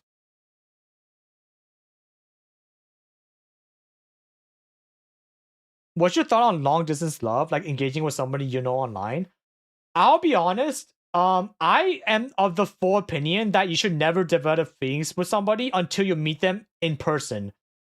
So if you meet somebody online, You should never develop feelings ever until you physically meet up.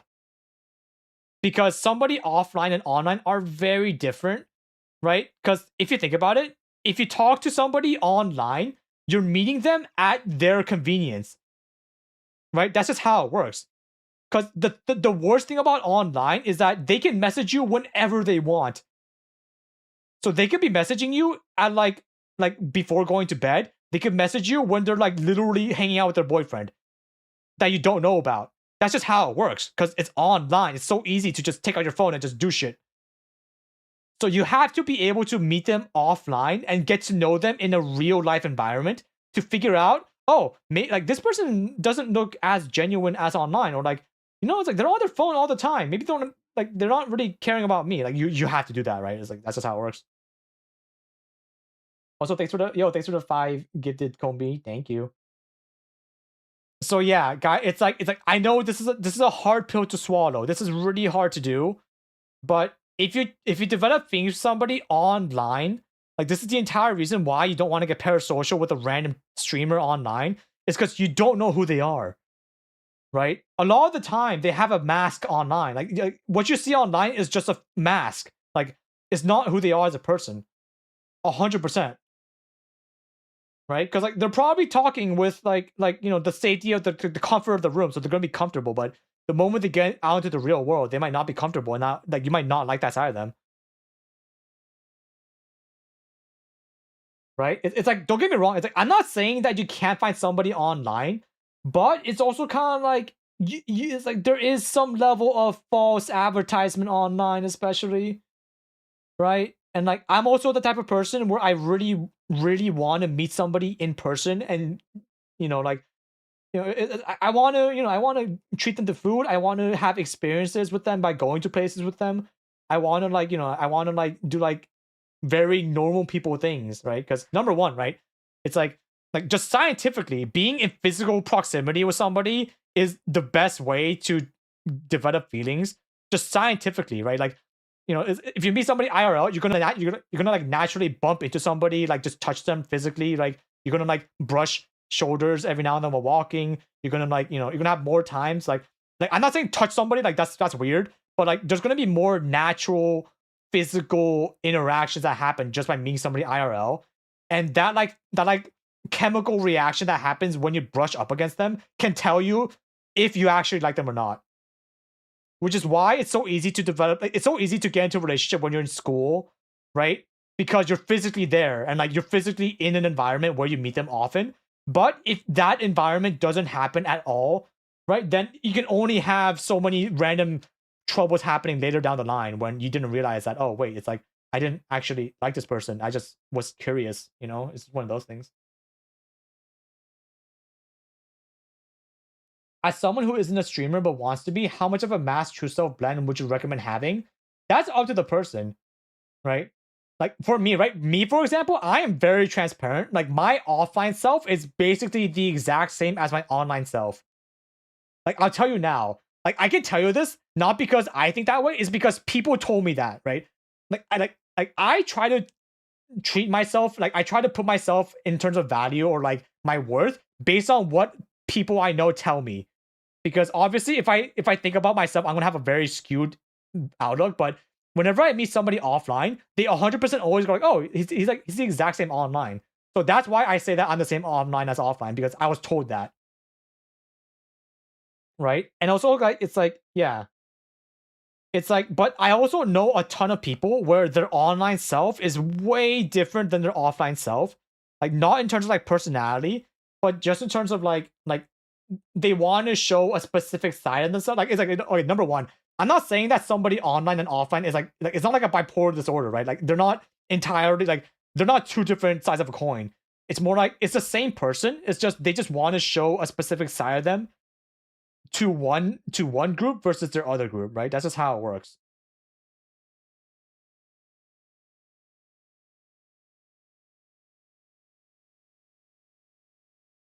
So yeah.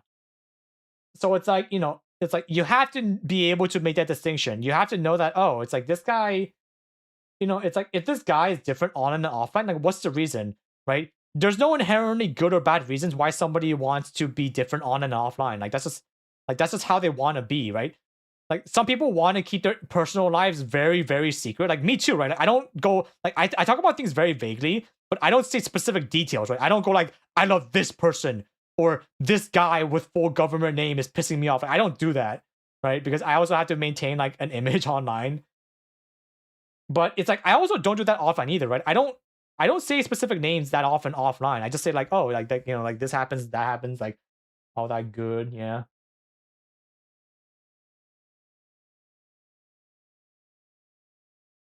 I'm gonna miss your videos, dude. I'm not dying. What do you mean? I have to still make videos for a living. Like number one, this challenge doesn't mean that I'm gonna stop making videos, guys. Like I still have to make a living, so I'm probably gonna be here for at least a few more years until I can find something more stable. But right now, just there's not anything more stable, which is why I'm here in the first place.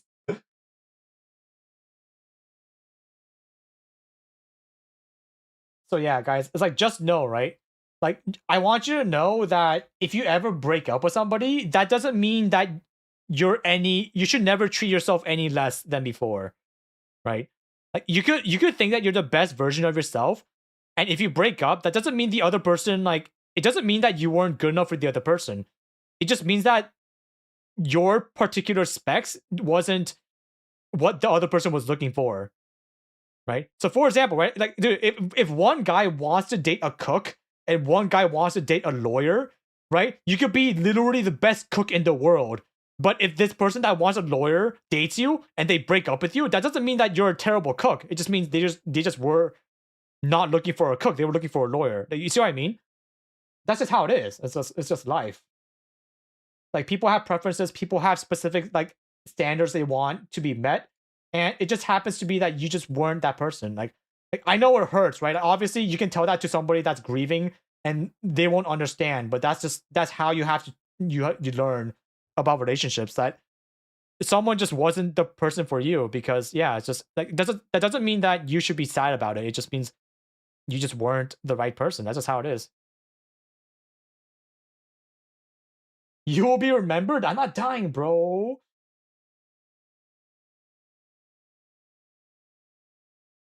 I'm not dying, guys. What the hell?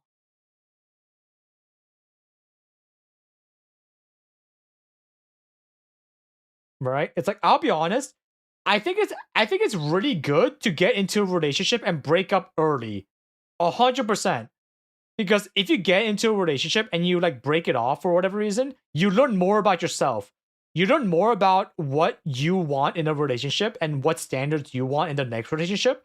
That it can only make you happier, or it can only make you like better in terms of figuring out what you want. And that's what it should be. Relationships should always be about what you want and what you can like, what things you can like be like me in the middle on, I guess, right? Something you can like accept and like you can like just talk about with the other person on what you want and not whatever yada yada.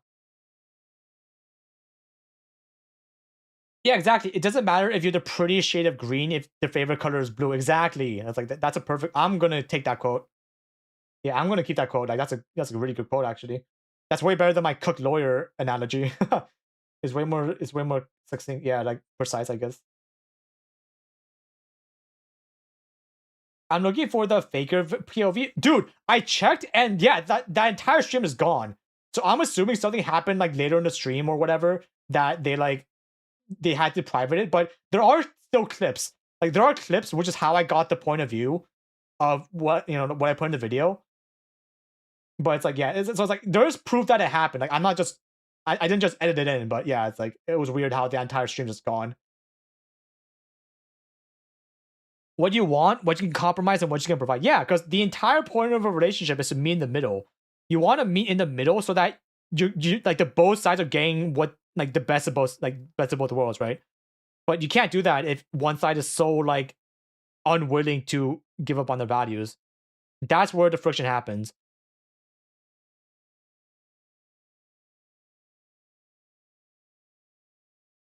It's interesting to hear your perspective on it. I am of the full 100% opinion. Like this is something I would never go back down on. Is that I would much rather be single for the rest of my life and never experience love than potentially be in a bad relationship for like 20 years of my life. 100%. I would much rather know that I'm happy with myself than potentially be dragged down by a relationship of somebody that wasn't worthy of my time. I would die on this hill, but that like it's like I have to believe that, right? That's just how it is. Why is Polly giving relationship advice? Did he get a girlfriend? I guarantee you, if I had a girlfriend, I would not be here right now. You know what I mean?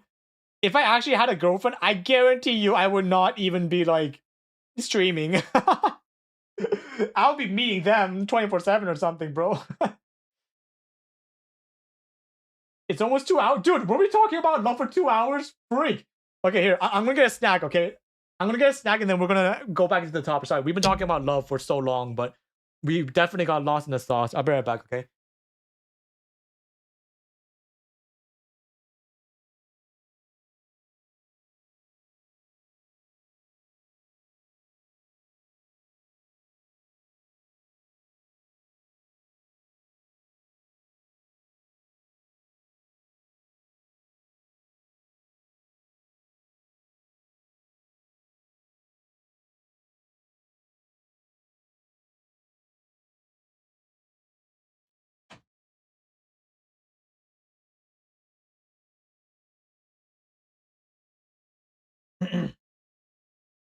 Okay, I'm back.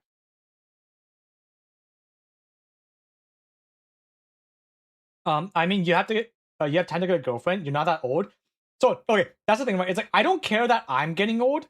It's more like, I definitely care that the person I really like can potentially get taken. Like, that's kind of the time frame, you know what I mean? Because it's kind of like, if I really like somebody, that means that somebody else definitely could like them too. It's just one of those things, right? But, it's like, what ifs.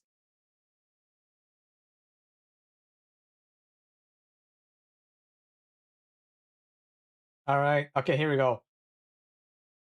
Oh, okay, guys. Okay, so another side topic. Sorry, before we get out of this entire love topic thing, dude. So, before, right? It's like I was never a fan of face revealing, right? And like people still ask me like, "Hey, when are you going to face reveal?" Like it actually like before I didn't really care that much if I ever face revealed. Right? I was like, "Oh yeah, if I ever face reveal, I'll just do like very casually." But recently, now I'm like, I don't think I ever want a face reveal specifically because of what I like. I got like more introspective about like future relationships because I'm getting older. Also, thanks for the 27.99 now. Yeah, thank you. Have some cocoa, thank you. Okay, dude, I'll be honest, I'm terrified. Okay, I'm actually terrified now. There's a realistic possibility. What if I face reveal? My face gets out in the public, and then like people just like see me in public, right? And then they're like, "Hey, it's Polypuff," right? It's like, I'll be honest, if that happens, I don't have any, I don't care about that. Like, I'll be like, "Oh, hey, yo, what's up?" But the thing I'm terrified is that what if I'm like hanging out with like a streamer friend, right? What if I'm hanging out with like a VTuber or something that 100% doesn't want their face revealed, but then because they know my face, like by comparison, they see my friend and they find out that they're a streamer, right? That's what I'm fucking terrified about. So it's like I don't care about my own privacy. I am way more closely terrified about the people around me's safety. So that's why I was like, okay, I've never faced reading. Like it's like, yeah. The faker finishes fine. Yellow Dawn is taken. Yeah, we did it.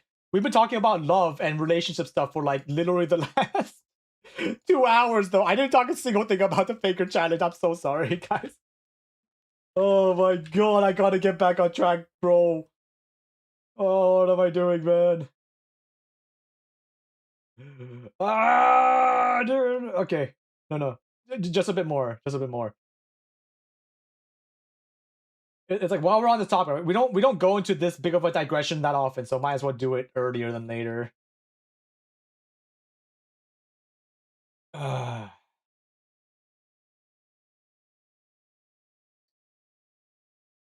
think just never face revealing sounds fine.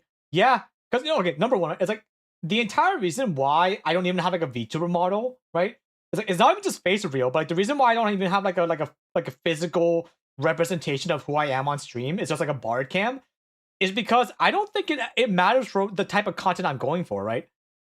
Whereas like, you know, it's like I don't actually mind doing like a cam or like a VTuber model, but it's more like I feel like it wouldn't amplify my content at all. You know what I mean? That's kind of the reason why I never like cared about VTuber models or like getting like a face cam or whatever, because objectively, like I want my viewers to focus on the content. I want them to focus on my bard plays, my like the videos I make, the jokes I make. That I just didn't see the point of like having like an image associated with that. Right? It's just yeah, it's just one of those things. Like I just didn't see the point.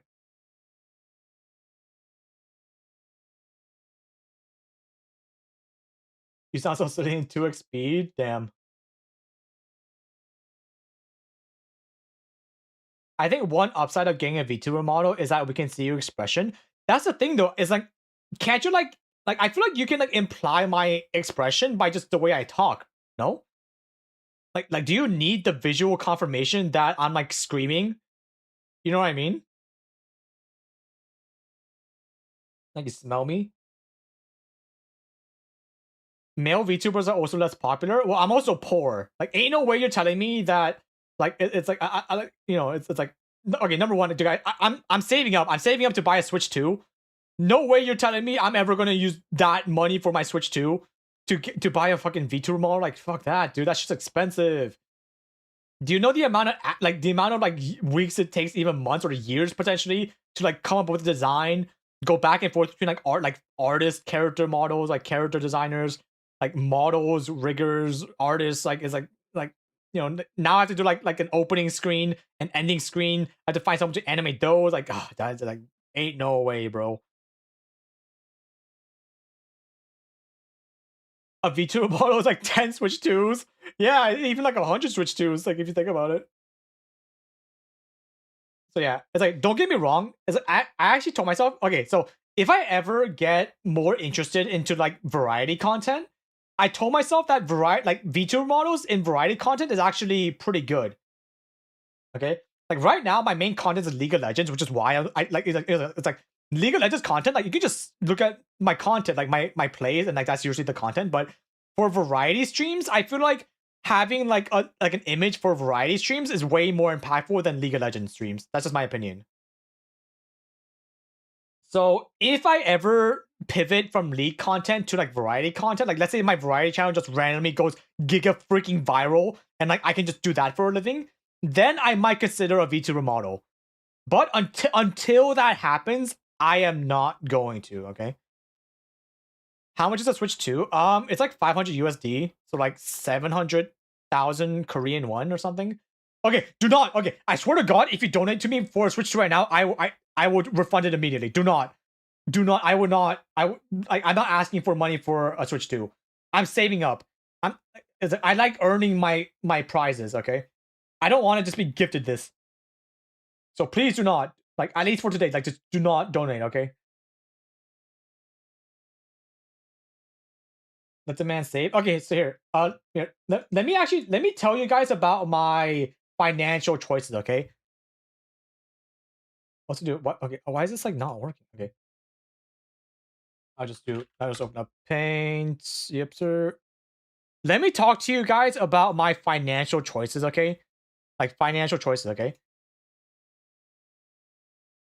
So, let's talk about what I earned from just like revenue from like videos, okay? Like so like YouTube, right? Like YouTube videos is my main point of revenue.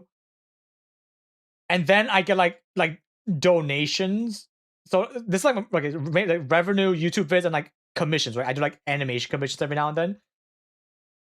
So whenever I get a donation, right? Whenever I get like, for example, like a $100 super chat, okay, all of this money goes into savings, right? Savings and like rent. Okay, so like pretty much the things I need in life.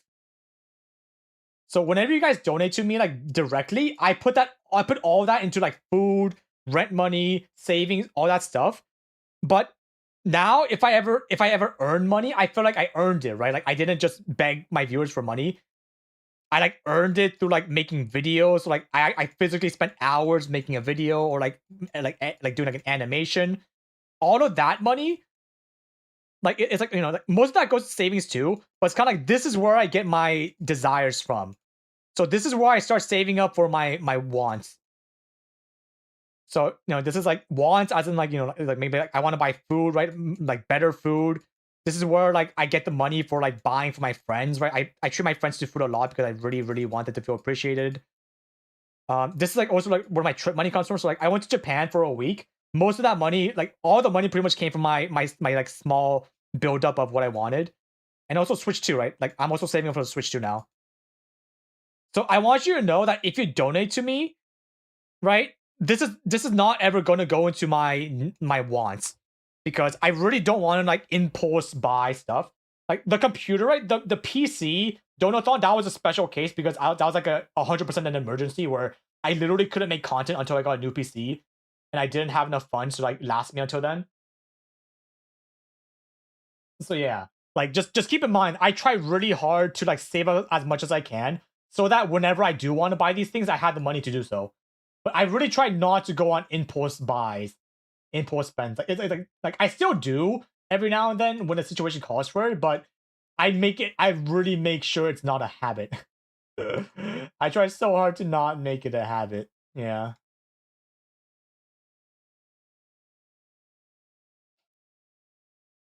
PC is like savings. It's a work tool more than just personal buying. Yeah, it's like it wasn't. It was like my PC. My PC was a need, so I guess that makes sense, right? Like my PC was like literally a necessity for the rest of my life. So I guess that you can like consider that.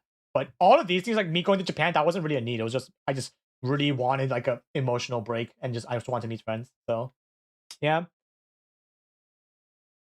But yeah, okay. All right, okay. I think we did it. I think we finally went out of the talk about stuff. All right. We did it, everyone. We can go back to talking about the faker video. Yippee. Okay, I'll be honest, guys. I might turn the love talk we did into a variety video, right? So like similar to the makeup talk, I might talk about the relationship stuff into the variety channel, like maybe. It's not gonna have subtitles because you know it's like I'll be honest, the amount of time it takes to put up subtitles in general is so freaking long, and my variety channel is like already just kind of there anyway. So yeah, I'm just variety channel is kind of like my old channel where I just upload random shit without caring, and I feel like I should take that mindset way more, right? Because like it's like my variety channel is not gonna get big anytime soon, so might as well just upload, spam it until one blows up. All right, okay. Instead of just donate, we can just hire you to make animation. I'm taking a break from animation commission so I can work on art. Okay, so here let me show you guys what I'm working on right now in terms of art. I guess like just like that's a good side thingy. I have to finish this drawing. Like I think you guys saw some of like you guys saw this in a previous video. Like I'm working on this. Like I have to finish this sometime soon. But yeah, I just gotta work on this for a bit. Like, I want to finish this soonish, sort of. Um, I was working on this. Like I don't think I showed this one on stream at all. So this is like complete. I did like a preview on Twitter, but this one I'm working on this too. I'm trying to finish this one first, right? Like it's like because yeah, it's like I just really want to get back into the art grind, but I just had to focus a bit more on stuff. Yeah, I'm like going through my. I'm just doing like random like back and forth between whenever I have time. All that good stuff. It's why I haven't done any animation stuff in a while because yeah, I'm just I really try to focus on one thing at a time, so I'm not like half-assing everything. But my current hyperfixation is on art, so like, it's like in the time I have between working on these things, I'll be focusing on that. Yep. I wish I was half as talented as drawing. I'm not talented. Do you know how many years it took me to get to this point of like constant discipline and studies? Right? It's like people that looked at my like okay, number one, okay, I try not to publicize the amount of work I do in general because I don't think there's any point. That's my take. Because it's like I don't see any need to like show the entire world what I'm working on all the time. Or it's like, you know, because like I'll be honest, a lot of the time it's very boring. Like me just studying art for 18 hours a day, that's boring as shit to watch, which is why I just don't talk about it, right? It's why I usually only do like the like the end results, right? I just show you guys brief glimpses of the end results, but yeah, I don't see any point of like showing you guys the process of what I'm going through because it doesn't make any sense. Yeah. So yeah, it's like it's like if you guys think about how much work I'm doing, right? It's like if you guys think I'm doing a lot of work on stream, just know that it's like the tip of the iceberg. I do so much shit off stream that you guys would never know about because I just don't see the point of telling you guys like everything I do. I just don't see the point. So don't worry. It's more like like just keep working, right? Just work as hard as you can. You don't have to work a lot, but as long as you work on something, as long as you're improving something versus yesterday, then you're on a good track, right? That's just how it works. That's just life. As long as you're literally doing anything, just don't do nothing. If you do nothing, you're dying. So just do something. If you do something, you're living. And I feel like a lot of people would want to live. So yeah, you got this, guys. All right. Okay. We're done. We're done. We're done. Okay. We can finally go back to the topic of the video. All right. Congratulations, everyone. Welcome back. I'm going to fully pivot back into figure talk because that's kind of what everyone wanted. All right. Where were we? Where were we before we like went on that entire 2-hour love talk? Oh yeah, I thank my chatters for the dono. Thank you guys. I didn't touch my PC for a week because I was on break and I just really didn't want to do anything online for a bit. All right, here we go. So okay, I was gonna make a second video. So you guys know how the main video was like 40 minutes long?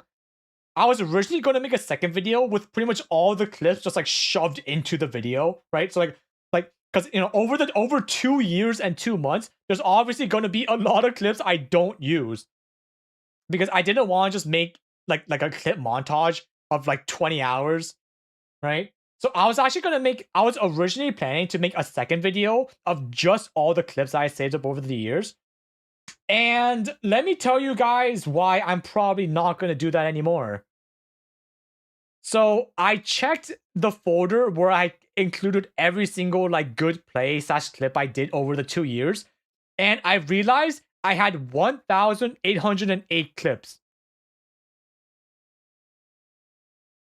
1,800. And each clip is by default 45 seconds because that's my shadow play recording settings. So if I just shove that all into one unedited video, do you know how long that would be? That would be 22.6 hours of pure gameplay footage. And I was like, dude, it's like even just watching this video is going to be a hassle. How would I like just the thought of editing this footage, right? Because obviously, like, I'm not gonna like I don't need all 45 seconds of each clip. I just need to put like maybe I have to like cut the footage, right? For the important parts. But it's like, do I really want to edit? Like at the very least, I have to at least watch 22 hours of gameplay to clip it, right? That's just how it works. So I'm like, yeah, no. I'm like, ain't no way I'm gonna watch the 22 hours of pure gameplay. Make a short schedule. The problem with shorts is that right? Like most of these clips are already outdated. The moment that season 2026 started, like because the maps have changed, because like the map design and the mechanics changed, I can't even like upload it as clips because they're all gonna be old. So yeah, like all these 1,800 clips, I don't think I can even use them for a future video, like ever. So yeah, it's like, I'll be honest, I'm down to just delete these. I'm down.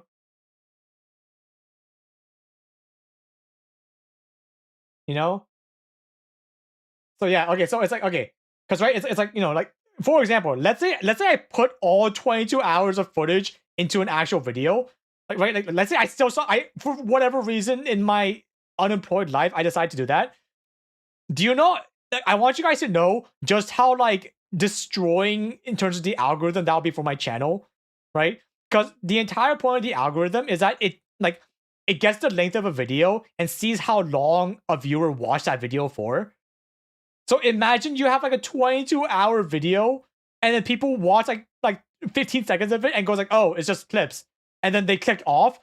Guys, that's gonna kill my channel. 100%. Yeah, the retention rate will be so astronomically low that there's actually a good chance that kills the channel for the rest of my life. So that also makes me want to just never upload this ever. So I decided, yeah, I'm just not gonna do that. What if it's unlisted? Why would I make it? Why would I work like potentially weeks for a clip video and make it unlisted? Then I just wasted my life. I literally like I'm not getting any money from that. Like why would I do that? Literally makes no sense. And considering the fact that I'm really trying hard to make as much money as I can to not die, that's just a waste of time then, right? It's like, why am I? No, it's fucking stupid as shit. What if the video is posted onto your trash account? I'm not making money. Not making money. How big was the clips file? Oh, let me actually check. Let me see how. Okay, let me do right click properties. Okay, so the video, so I just right click the folder that has it. It's 347 gigabytes. So you can see here 1800 files, right? 347 gigabytes. Like you might not see it because it's kind of small, but yeah, from just 45-second clips from 2 years, it's 347 gigabytes. Yeah. Fuck. You guys can probably see why I needed a new PC for all this information, huh?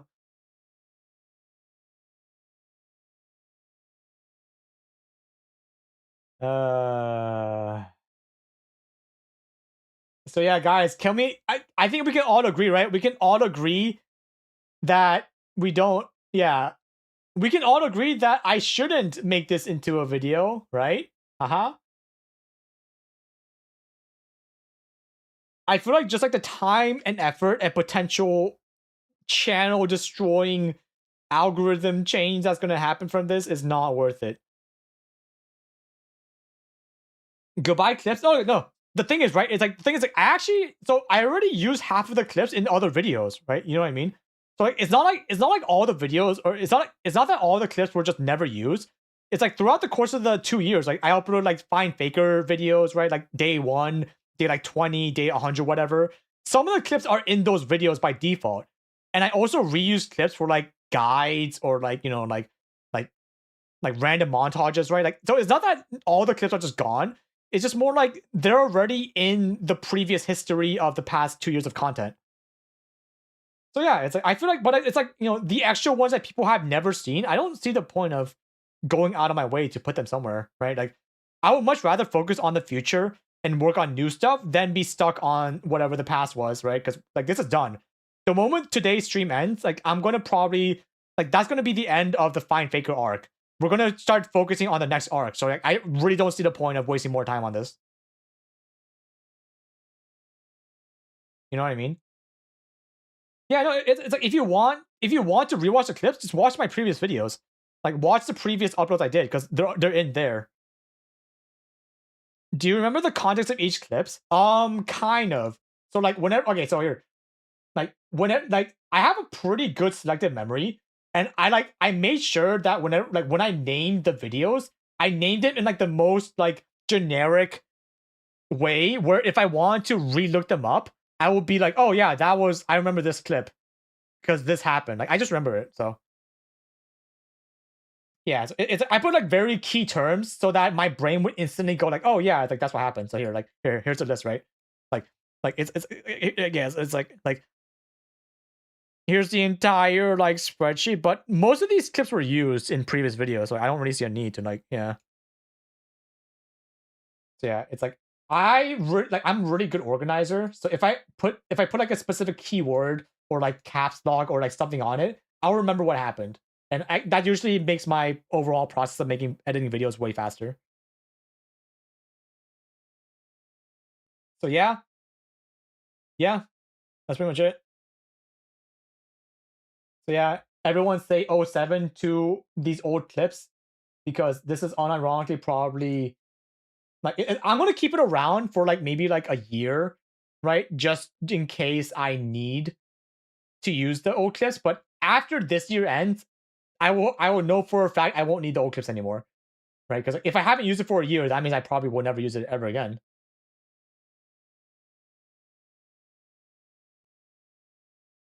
Yeah, all good. Oh 07, all good.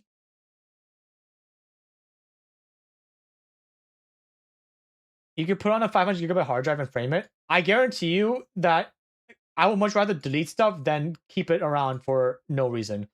Like, I try to only keep the very, very important things in my hard drive, right? But if I know for a fact, like I don't want to just clog up space for no reason. Like it just doesn't make sense. But yeah, okay, here we go. Now that like we are okay, now that we're done with like the pre-talk, this was the last 2 hours was just pre-talk. But now we can talk about the actual video. The like I can talk about the methodology for the physical video that was finally released. Now that we're done with the I guess the history and stuff. So let's talk about the video. So I had no clue how to even make this video for the longest time, right? Because like as you saw from the almost 2,000 clips I had a lot of content to work with. But luckily I had this. Boom. If you know what this is, you'll know what it is. But for those that don't know what they're looking at, this is pretty much the entire spreadsheet of the summary I used as a basis to make the video off of. So if you guys don't know, because I didn't know how long this challenge was going to take, I had like an Excel spreadsheet where I summarized every single day into this like Excel. So like I summarized every single day. After I end the stream every single day for 2 years, I would write down a quick summary of what happened, like notable things that happened. I put down the win rate, you know, like the losses, the wins, the games played, the timer, the time of day I played, everything into this spreadsheet. Like so that when I eventually had to make the video, I would have a really good like reminder so that I can figure out like the overall story for this, you know, like this video. Like yeah. So I am so glad. Oh my god, I can't even imagine how I was going to make like a good video without making things up if I didn't have this like good, if I didn't have some kind of outline of what happened the entire time. Because I like, dude, like I forgot about a lot of these. I remember looking through some of these and I was like, wow, I just completely forgot this happened. And I can't even imagine if I didn't put this in the video because it was like a very important plot point. Upload the spreadsheet? No. So I'll be honest, I tried to be as unfiltered with my thoughts at the time so that when I look back, I can see just how visceral my emotions were. And I guarantee, I'm pretty sure there are some things I said that I don't really want anyone to know I said. You know? Approximately how long did it take you each day logging all that info? Well, it only took me like maybe like a minute. Like it didn't take that long.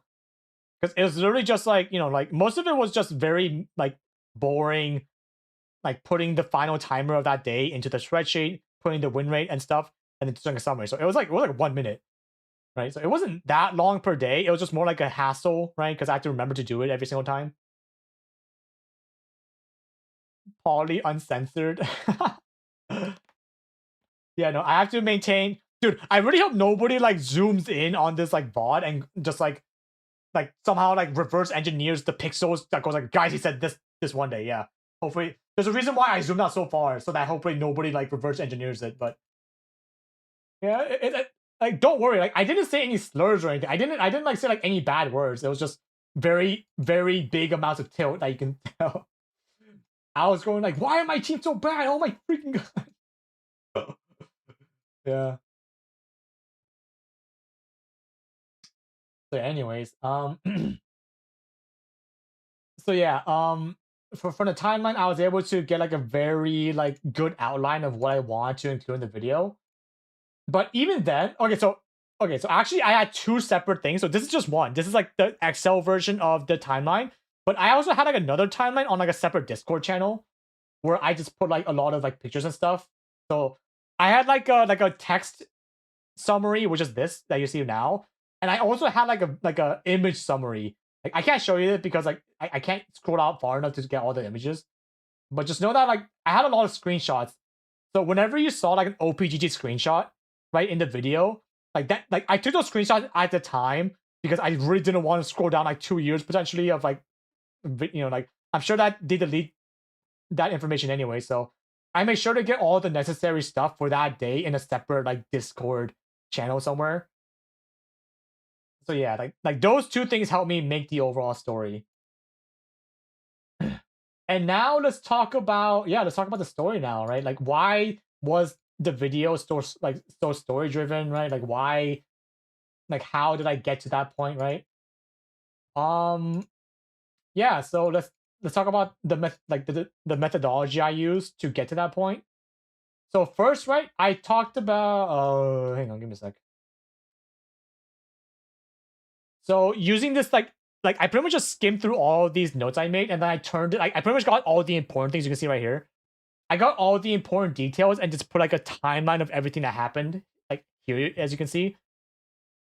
So the fact that this is just the main points, like I actually like filtered down that entire spreadsheet into the second, I guess, like notepad of these are the most important things that happened that I want to include in the video. And then from there, I made it even more focused. So I pretty much went to like 3 separate passes of I got all the information. I pretty much narrowed it down to like a summary. And then from that summary, I went into the script. So now this is a script, right? Like after all that, like filtering out, after removing all the things I thought were unnecessary or like not good for the channel or for the video, I slowly made the script. Like this is the entire script. What you see now is every single word I said in the final video. And this took a lot of time because I had to make the script. I had to like go back and see if it fit the overall shift. I had to change a lot of words depending on the music I used because I really wanted the music to like perfectly match the ups and downs of the story. You know, all that stuff. I did that, right? I added some things, I removed some things, I moved around. I actually moved around a lot. Where like I was like, oh, I feel like this would be better if I said it sooner in the video than later. Like there's like a tonal shift. It was like, yeah, just know I like this was I was pretty much writing like a book in YouTube content form, so that it will be the easiest. Like it will be the easiest to follow over like 40 minutes. And just know I cut a lot. Okay, I cut a lot of stuff. Where I'll be honest, I think the original video was supposed to be like an hour and 20 minutes. Like that was like the original runtime. But after I cut a lot, it went down to 40 minutes. Right? And like it's because I really wanted it to not be that long. Because at some point I had to cut so many things. I'm like, this is not really relevant, right? It felt like I was adding things that just wasn't necessarily relatable or relevant to the overall story arc, like the story progression, that I just got rid of it. So yeah. And I feel like conciseness was a good option because yeah, it's like I like especially nowadays people like don't watch the entire video, so I thought this was a pretty good outcome. Yes, sirree. Is that text editor just Notepad? It's just Notepad, right? Because here, here, let me show you. So here, the reason why I have it here, like you can actually tell that it's the exact words I use. The reason why I have a notepad is because number one, after I made the script, I had to record it, right? I had to read every single word in a recording, but I had to also copy paste each line individually to make the subtitles. So the reason why I found Notepad to be the easiest usage for this is because every time I say a line in the video, I just copy pasted one line at a time. So if I say this sentence, then I just copy this one, paste it in the subtitles, and I just kept doing that and like over and over again for however many lines these are. Like there's 20,000 characters in this notepad. So you can tell how many times I had to like do this because this is the most efficient, fastest method I found to do subtitles properly, which is insane because this does not look like it's fast, right? It does not look like it's like you can even tell that I put like guides, right? I put like show faker because this is where the music swelled. This is where the music went like into like kind of like a swelling part of it, and I wanted to have like I put intentional delays and pauses for the sake of the story, right? So like it's like yeah, you're gonna see a lot of like visual cues or like stuff like this for me to like refer to, so that I go like okay, I have to talk in this specific speed, I have to talk in this specific manner, so that by the time I get to this portion of the script, there's like a very natural pause with the music. So every single music swell, every single timing was calculated down to like the literal beat of the music because I really value that kind of editing. Can you go to the bottom? Sure, yeah. Um, there was 967. Wait, hold on, wait. How many days was this? How many games did I play? Okay, I played 974 games. Okay, I'll be honest. I thought I just had like a glitch in the matrix where I had the exact same amount of lines as the amount of games I played, but it was just close enough. Was there like a way to import subs, dude? I tried. I tried so hard to find a way where I'm like, the amount of times I had like a script like this for previous videos, right? I had the script. Like, is there a way I can just like copy paste this into Premiere and it just automatically does it? And I guarantee you, I can tell you right now, there was no easy possible way to do it. Because the thing is, right, you can import the words, but it doesn't import the timing. So it's like it pretty much imported all the lines property, but there was like it was like fixed to like a 10-second time frame or whatever, where you couldn't like automatically sync up the words to what I was saying at all. And like the entire point of subtitles is like the words come out at the same time as me saying them. So like the fact that none of the words were synced to what I was saying, it was completely useless. So yeah, it's why I have to just like copy paste all of this manually because in terms of the timing of when it shows up in the screen, there was no way to match that. Do you record audio or video first? It depends. It really depends, but I usually record the audio first and I make the videos to account for that. So whenever there's like a cut in the video, it usually matches the audio or the music. Like everything's synced up in some way. Maybe use SRT. Yeah, no, don't. Yeah, it's like I tried everything. Like it's like if you're suggesting it, I tried it. Like don't even try. Like it's like I don't even want to think about this, bro. It's like fuck it. Yeah. Like don't give suggestions because I actually get annoyed when people go like, hey, have you tried this? Like they don't like they expect that after I did this for 5 years that I haven't tried every single possible freaking sell my soul method to the devil, right? It's like don't even try. I actually get really annoyed by that. It's like respect the fact that I'm smart enough to try everything. All right, like fuck. I tried everything, man. I tried everything. It's like nothing works. It's why I'm modding because I know there is no better method than manually doing this shit. But yeah, like that happened. And what next? Um. Oh yeah. So another thing, right? So one of the things I removed is there was a lot of times when Bard or like Spellbook, for example, got nerfed or buffed, and I was originally that was like a big portion I cut off from the video where I was like, oh, maybe I should talk about the times when Bard got buffed or nerfed, and like I can implement that into like my climb and stuff. But I found out that the nerfs and buffs that the champion and like the patches went through, it didn't directly affect my win rate overall. So like there was no correlation. There was no like cause and effect of anything like this happening. So like it didn't make sense to include it. Like it just really didn't make any sense. So it didn't fit anywhere in the overall story I wanted to tell without it just being there. So I eventually just got rid of that entire portion, like throughout the story. And also the history regarding the bar changes, I'm actually gonna use that for a future video later in the year. But I'm not gonna spoil what that is yet. But I'm gonna keep all like the bar nerf and buff stuff saved in a separate folder, specifically like for one specific video I have in mind in like 4 to 5 months. Like I had this planned. I had this very specifically planned for like July, August. But yeah, I'm not gonna spoil what that is yet. Oh yeah, let's talk about storytelling, okay? Let's talk about this. Let's talk about the overall storytelling method I used.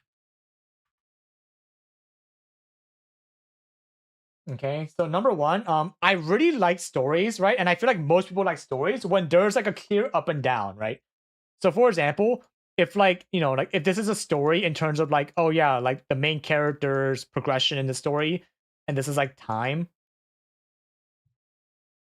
you know what I mean? Like if this is like a regular just like representation of that, I feel like nobody likes a story that's just this, no? like this is a really boring story where like the main character just has no consequences, like no pitfalls. They just like keep improving over time with no danger at all, right? This is like kind of the generic isekai slop of the character just keeps winning with no downside or emotional baggage, whatever.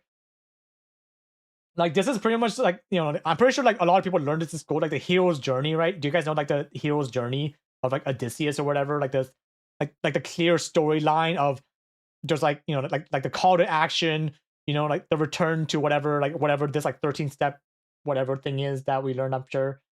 But I really wanted like a lot of ups and downs. So like I wanted like something like this, right? Like this is way more entertaining where like there are times in the challenge where I definitely just screwed up or like I just couldn't do anything because like that's normal, right? Like, that's human. It's like it's not realistic enough if I just kept if I only talked about the ups, right? I can't go like, oh, I climbed 5 LP one day and I climbed 5 LP the next day, right? That's just really boring. So I tried really hard to like be very human and natural because you know it's like you know, like I was kind of lucky because I did experience a lot of very lows in the challenge, like just naturally. So I had a lot of things to choose from. But I like made it a point to have like very clear parts of the video where it was kind of like relatable, right? I wanted people to be like, yeah, it's like I also know what that feeling is like of just failing at everything, right? I also want you okay here. So let me give you guys an accurate representation, okay? So in the video, right? If we go like 2024, right? Like 2025 and then like 2026. I think like in the video, right? I think it was kind of like this. It was like this, and then the Twitch Korea fiasco happened, and it was kind of like it was kind of like this, right? It was kind of like it was kind of like this kind of angle where it was like over most of the time it was kind of like a bad angle, but then starting 2025 it started to like get a little bit better, and then boom, like freaking 2026 just this is when the challenge ended. But I want you to know that if I was realistic, if I talked about every single thing that happened in my life, like without filters, my life was actually like this, where it was like it was the start part was similar, but I really want you guys to know just how fucking miserable my 2025 was. Okay, where like Twitch Korea happened, it went like down here, right? And then 2025 in terms of personal thing, it was here, like it was bad. It was really bad. Okay, and then like it went up to like here at some point, but like this was like way later down. It was very very late 2026.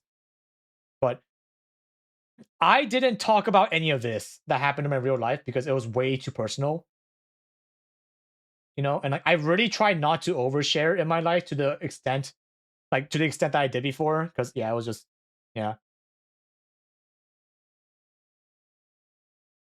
Because okay, like, I want you guys to know, right? Like whatever I talk to you guys about on stream or in general on my videos, it's the most surface value information I tell you guys about.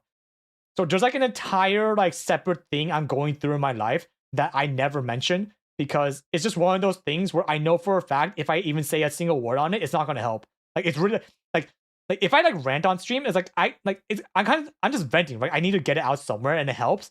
But this part, there's no person that can help me with this because this is like an entirely just like a personal family kind of thing or like a personal thing. So yeah.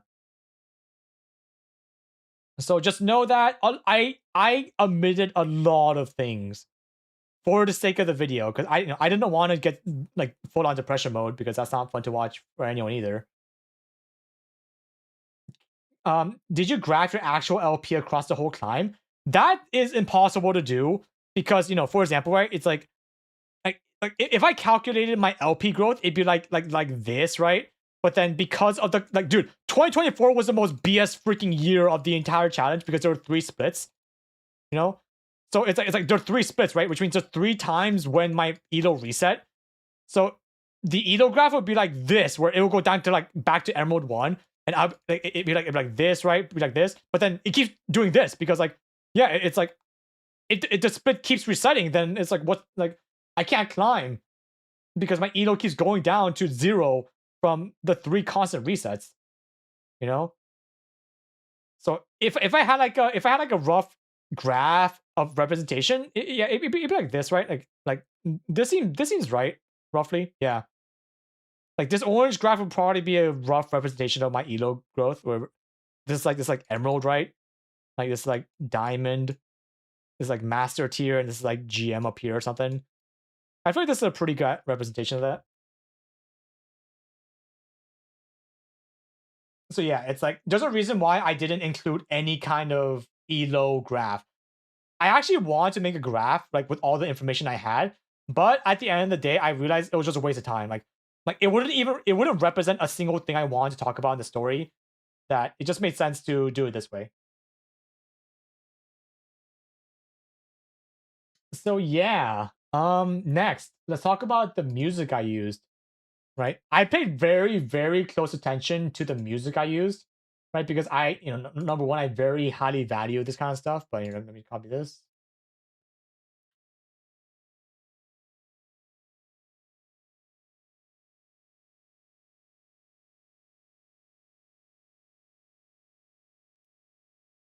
The 20-second delay is the standard for YouTube, as far as I know. Really? Whenever, like, the only reason why it's 20 seconds is because, like, I did like a, what is it? I did a scheduled stream, but I'm pretty sure in my regular streams when I just turned on stream, like, just completely raw, it was always like 5 to 6 seconds. So yeah, it's only for just today. So dude, whenever okay, so like so after I made the script, right, I had to find proper music. So I did the script first, and then I found the proper music for it. But I tried choosing the tone of each song specifically for that part of the video. So for example, right, it's like I intentionally started with like kind of like a more hopeful, like cinematic kind of song. Right? So dude, oh my god, I don't even want to tell you guys the amount of freaking weeks I spent just listening to music. All right. Where like it's like I wasn't listening to music all day, but it's kind of I just kind of kept it on the side while I was doing other work so I can like kind of get a good idea. But I went through like literal thousands of music trying to find like one specific track that I was like, this would fit perfectly in my current script. All right. So I went through like multiple games, multiple like genres, multiple like everything to find the specific music I wanted. And depending on how I wanted the I guess like the overall tone to get in that video, I specifically chose these song tracks, right? So for example, like I wanted the video to start off kind of like very like cinematic, right? Where like I wanted the viewer to get kind of like invested already. Like I wanted them to get invested into whatever story I wanted to start with. So that was the intro song. And then like I wanted to start with like kind of energetic, right? Energetic vibe because I was like, oh wow, this challenge just started. I'm like very happy. I'm like climbing. I'm almost there. And then this is when the Twitch Korea happened, where it was kind of like sad, right? It was like very, like, oh wait, I've reached like a roadblock, right? I've reached a roadblock of my challenge. I wanted some kind of like, so if this is like up, right, up, kind of like upwards, a little bit upwards music. Now it's just going down, right? Now the mood is just purely like downwards trend, stuff like that. And then here I wanted like another hopeful thing where after all of the BS that happened in like this was like 2024, I believe, right? After all the BS that happened in this year, the music will slowly start to kick up and go towards like, okay, like now it's looking a bit hopeful, right? We go from like kind of like the worst part of the challenge, which was definitely early 2024, into like kind of like slow build up into like, oh, it's like, it's like even though it was the worst year, I can only look forward kind of vibes. And then 2025 happens, where now with that entire early like outlook, like now we get into the energetic part again, where now we're just going forward, right? Like there's kind of nothing stopping us after we got through to 2024, where it's only up from here, right? And then in the middle, right, like there are still roadblocks, but this is the music I used when I was talking about like, the other streamer reactions, right? Where other streamers were like making fun of me or like people were commenting on me. Like this was just like chill, right? I just want like kind of I wanted a breather, right? A breather portion where it's like, oh yeah, we're like it's like just kind of like an easy going part of the challenge. Like we're just kind of like toning down because this is kind of like this I want to kind of like the calm before the storm moment.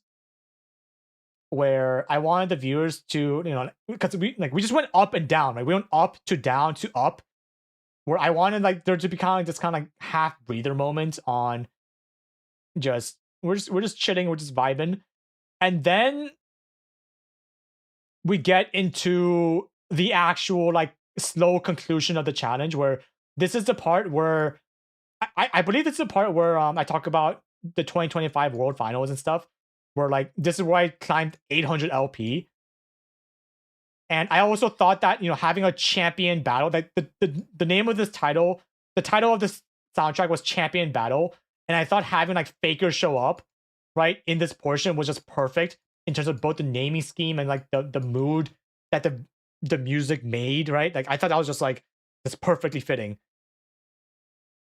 So this is where I got 800 LP. And then now when we're finally at like the peak of the summit, right? We're finally at the range. Then we get a bit more sentimental, where it's kind of like, this is the music I played during the Find Faker. Like we found Faker.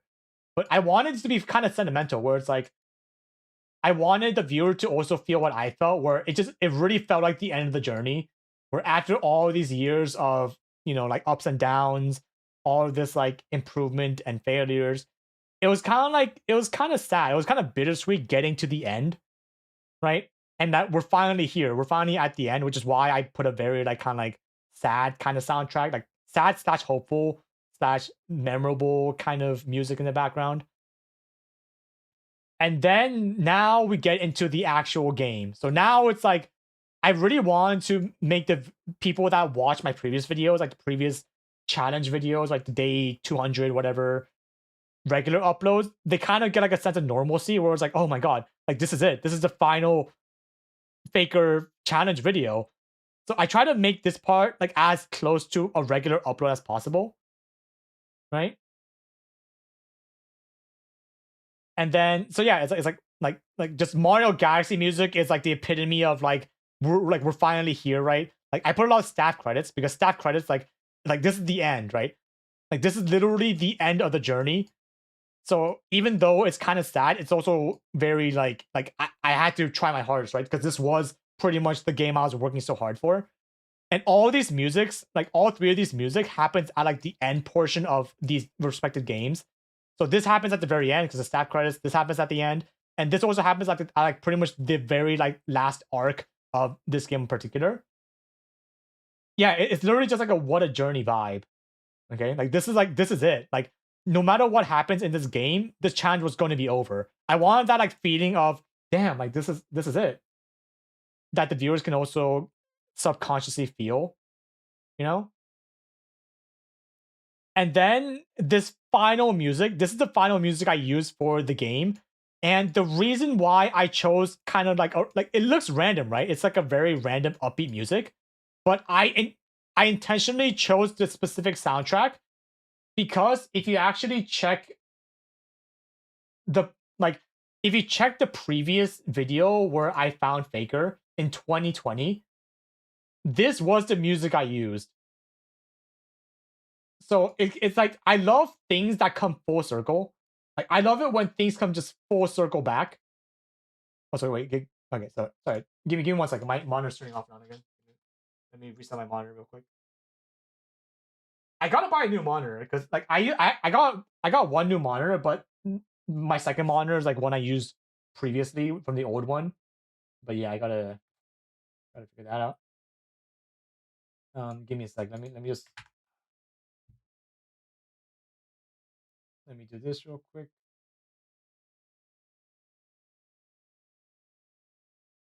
Yeah, give me 1 sec.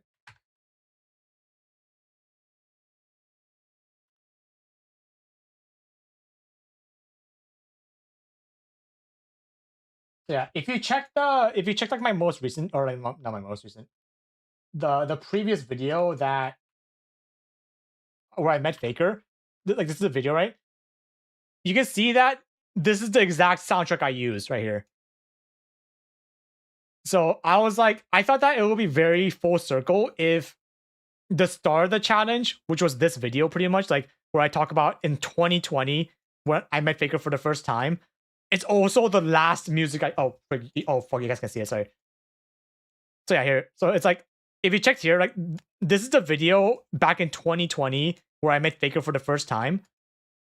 And if you check the music I used, it's the exact same music I used for the final video in, the challenge, ending game.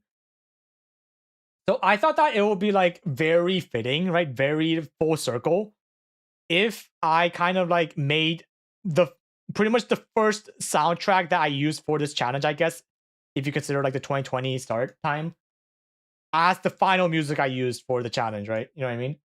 Like, I just thought that it would be very full circle if I made it all kind of loop back like that. And I really like stories that had this kind of like full enclosed loop. So yeah, that happened. And then, it's like this was like the Faker video ended here, where it's like this was like the end of the game. And then now it's like kind of like the aftermath, where I really wanted something very, very sentimental because it is over now. Like it's officially over. Where no matter what happens, this is the end, right? This is the end of the video. So I went through all the sad soundtracks I could find, and I decided that this title, this music called Birth, was the best one I could choose. Right? Where like even though it's the end of the challenge, like it implies the start of a new thing as well. And I thought Birth as like the music title was like a really good end off, right? Where it's not really the end, it's just the start of something else. And I was like, dang, this is some good stuff. So yeah, you can tell that I tried my absolute freaking hardest, right? Like these are all the small things that obviously I can never talk about in like a regular video, but I can talk about it in these like side post commentary stuff. So yeah. Do you organize these songs in your file by mood? Oh, let me show you actually. So I whenever okay, so I know you guys know that I am a really big spreadsheet enjoyer, but here you go. I will show you guys my secret song spreadsheet right here. So I'm not going to zoom in because it's very big, but here is every single song I used in a video for the last 5 years. Every single song. And the reason why I had this spreadsheet is so I don't reuse songs too fast. Okay? So I have the links to every song. I have the videos I use for every song. I have every single thing. But this is here so that if I ever need to reuse the song, I can easily find it. I make sure that I don't include the same song. Like I have like a 1 year kind of time frame where for 1 year I try not to reuse the same song for any reason, because I'm like, oh, I don't want my viewers to like kind of get bored of a potential like video because they're like, wait, I heard the song before in the previous video. Did I watch this already? Like I don't want them to get that like subconscious thought that maybe they already watched the video and click off. So yeah, it's like I never talked about this, huh? I never actually talked about this specific spreadsheet, but just know I have a lot of these for specific things. Just keep that in mind. Like, yeah, like once again, the amount of work I do for like the very small things is a lot. But it's kind of like if I do my job properly, you guys will never know about it, kind of thing. So yeah, just keep that in mind. How many songs? Well, I've been making videos for 5 years plus, and so right now, so okay, number one, I have like this spreadsheet is for all of my channels combined. So I have like most of it's from my main channel, but I also have like side channel music I used. I have like other channels I edited for. And right now, looking at the thing, I have 2,600 lines. So I have like 2,600 songs. Like some of them are repeats, obviously, because I can't always get new songs. But yeah, just know that there's a lot of different stuff. Not that good.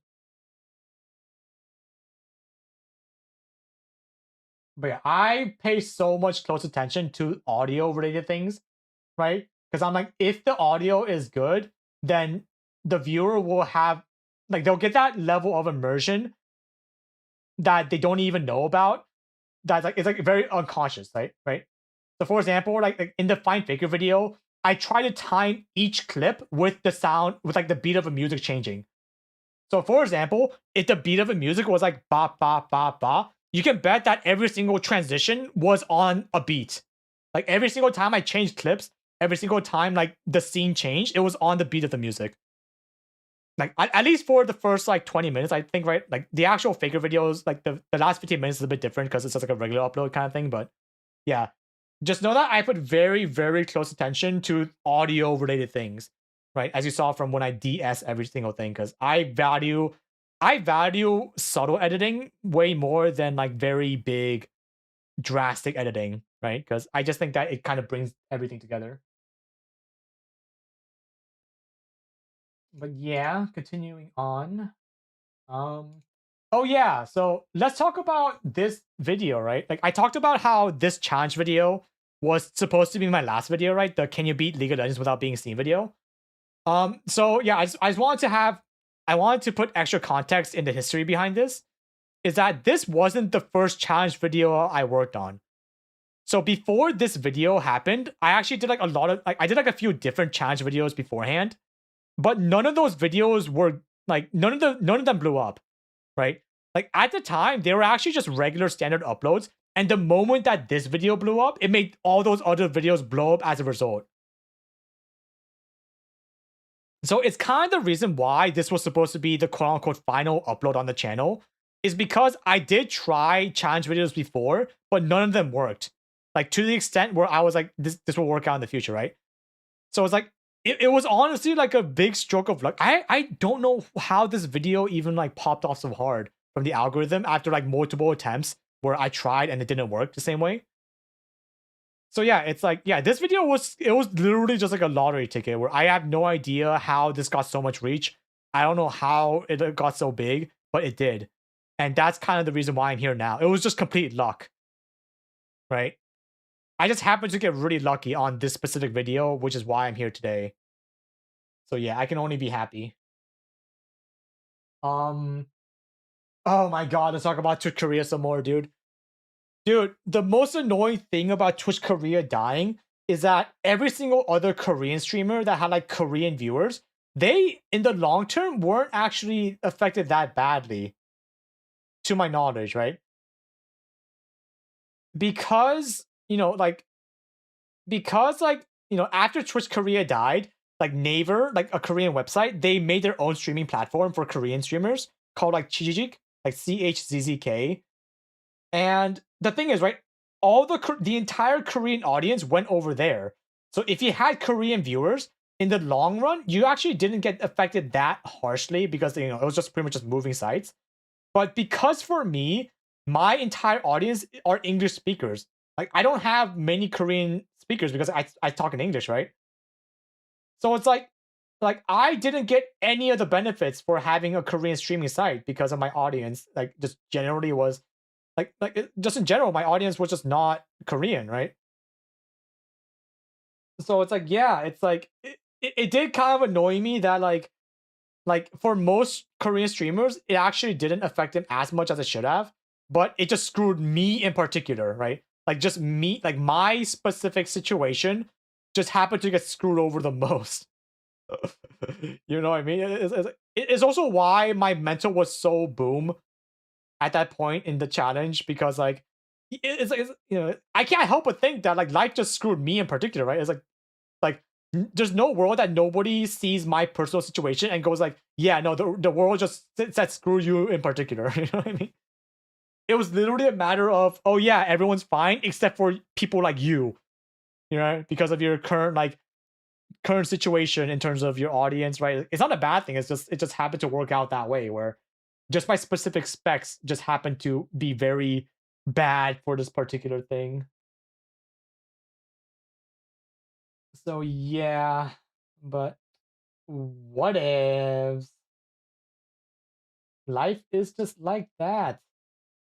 There actually there aren't really many things I want to talk about in the video that I haven't already talked about yet, right? Or yeah, I feel like I got most of the main points from the video done. You know, it was just a good time, right? It was like there were tons of ups and downs, right? Like I just want to talk more about the side stuff, right? Like the music and like audio stuff like that. But for the actual video itself, there wasn't that many important things I wanted to note. Have you considered trying streams in Korean? My Korean is not good enough at all. right? I actually thought about, I'm like, what if I just like tried learning Korean by doing Korean streams? But it's also like the amount of time that it would take for me to like even monetize that kind of content is just not worth it for my current like my current economical situation, right? Like it just doesn't make sense when I'm like barely making money right now to do something that won't make me money, right? It's like it just doesn't make any sense. Like if I get more stable, right? If my income gets way more stable because like maybe my videos pop off a bit more, right? Just like naturally, then I can spend more time working on other things. But right now, my main focus is 100%. I got to focus on making money, dude. Like I really got to focus. I got to be an adult, all right? How is your Korean worse than your English? Well, I lived in America for most of my entire life. And like after I came to Korea, I still used English more because I went to like, like English college, like international college. And I also like my entire job is online on YouTube. And obviously I'm going to speak my main language online. So there weren't actually many times where I can even use Korean. Like, don't get me wrong, I still use Korean when I'm talking with like Korean friends. Like I have to use Korean in military or when I'm like, like just conversationally talking with like a Korean worker or whatever. But I would never say that it's like fluent. Like I still stutter a lot when using Korean. Like it's not at the level where I would ever say that it's like good enough, you know? Yeah. We're just making new Dutch for videos. Once again, that takes time. That takes time, dude. And I don't make money from that side thing to no, I'll be honest, I really despise answering the same questions over and over again. And I've already answered this like so many times, even just today. So it's like I just it's like don't suggest things. I've already thought about it, right? I literally I've already like if you're suggesting something, you can bet I've tried or like thought about it multiple hundreds of times already. So it's like, yeah, don't even it's like, just don't, please. Like I'm not looking for an answer. I already know what the answer is, but it is not on the Korean side of things. Uh I remember that one guy that came to chat to Flame and didn't believe you were Korean because of your accent. Well, he didn't come to chat to Flame. He didn't flame at all. What do you mean? Nobody came to my chat in Korean to flame. They were just like very surprised that I was streaming in English when I was on the Korean server typing in Korean. But it's like I do get embarrassed when people know that like they like can see that I'm not fully fluent in Korean, right? I do get embarrassed because I'm like, oh, it's like I really wish I was fluent, dude. Like I really wish I was, but I'm trying my best, right? I'm doing so many studies off stream, but like obviously that's not like it's not working as much as I want to because I'm so busy. What stop suggesting stuff, guys. Like I literally said it. Like if you're suggesting it, I thought about it and like there's a reason why I don't do it. Like just don't suggest things. Ugh. Do you have a part-time job? Technically speaking, my part-time job is animation commissions. So like my main job is making YouTube videos, and I guess my part-time job right now is doing like art/animation comms. But I try not to do my side job as much because like my main revenue is still my main content. Like I just do that whenever I'm like when I have the energy to do so. But that side content is making me so burnt out.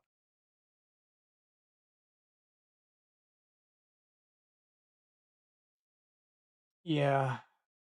It's like, guys, like I'm already going through like it's like I'm going through so much life stuff in general, like so many emotional stuff that it's honestly a miracle. I even have the energy to turn on stream sometimes. Like it's actually a freaking miracle to be honest. Yeah, because it's like don't get me wrong. It's like, dude, I'm thinking right. It's like if I knew fluent Korean while also knowing this level of English, the amount of opportunities that would have been open for me are insane. Like it would have been so crazy. But it's like I just at the end of the day, I just wasn't good enough, and I'm still not good enough. Like it's like I'm trying my hardest, right? It's like it's not that I'm not trying to learn Korean. I am, but it's just there's just something about like my brain just isn't good at language stuff. I don't know why. Like don't get me wrong, like, I am trying my best. Like all I can do is just keep trying until one day I go like, wait, I'm actually kind of good at Korean now. But until that day happens, until I can keep applying what I'm learning, it's like it's just a pipe dream for now. So yeah.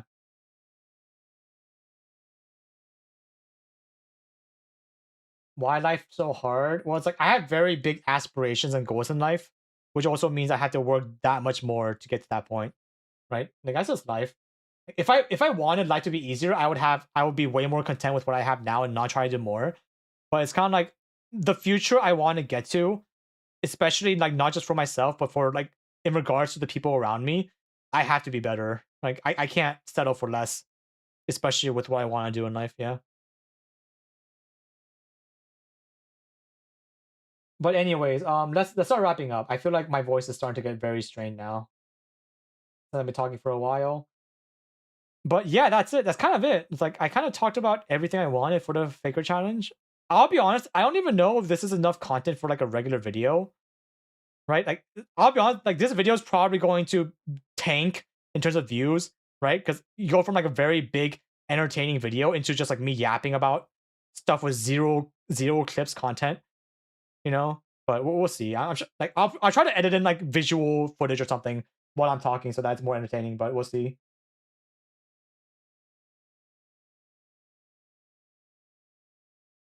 But yeah, that's kind of it. Cool. But now that we've okay, well, now that we have officially oh, that was a harsh F sound just now. Now that we have officially concluded this 2-year long saga, let's wrap this up with talking about my future plans and what's in store next for the channel. Because a lot of you guys have been asking, like, now that you found Faker, like, what's next? What's the next challenge, right? Like, what are you gonna do afterwards? And I'm here to tell you right now, I have some videos in mind, but none of them, I'll be honest, I never want to do a challenge as long as this ever again, right? Because like I said at the start of the stream, like the official, like dude, the official video is 40 minutes long, and it took 2 years to make. And like the amount of views I'm getting on it aren't good enough to sustain me in the long run at all, which is why the stream happened so early. So it's like, yeah, I can't keep doing 2-year long challenges like this ever again, right? I have to be it. Like I'm probably going to do more challenges in the future, like not soon, but I'm sure I'll definitely find something to do. But they're not ever going to be this long, right? Yeah, I said it's like this was probably the final like try hard rank climb I'll do in a while because it's just yeah, ain't no way. There's no way you guys are gonna want to watch me just suffer for 2 more years doing probably the same thing. All right, it's like that's not gonna happen. But yeah, it's like, dude, originally, right at the start of the challenge, I honest to God thought that this was gonna take like a few months at max, right? I was like, oh yeah, a few months, I can do that. But because of like, because Twitch Korea happened, because all my random life stuff happened where my life just sucked. Like, of course, it took longer than I thought because my emotional state was definitely not correct in terms of improving, right? And like, dude, okay, I'll be honest, I also really have to start focusing on my future life plans because I'm getting to that age where I definitely have to be way more serious about my future, right? Like up until now, I've been kind of like just like letting life take me wherever. Like I've been learning random stuff. I've been like, oh yeah, this is fun.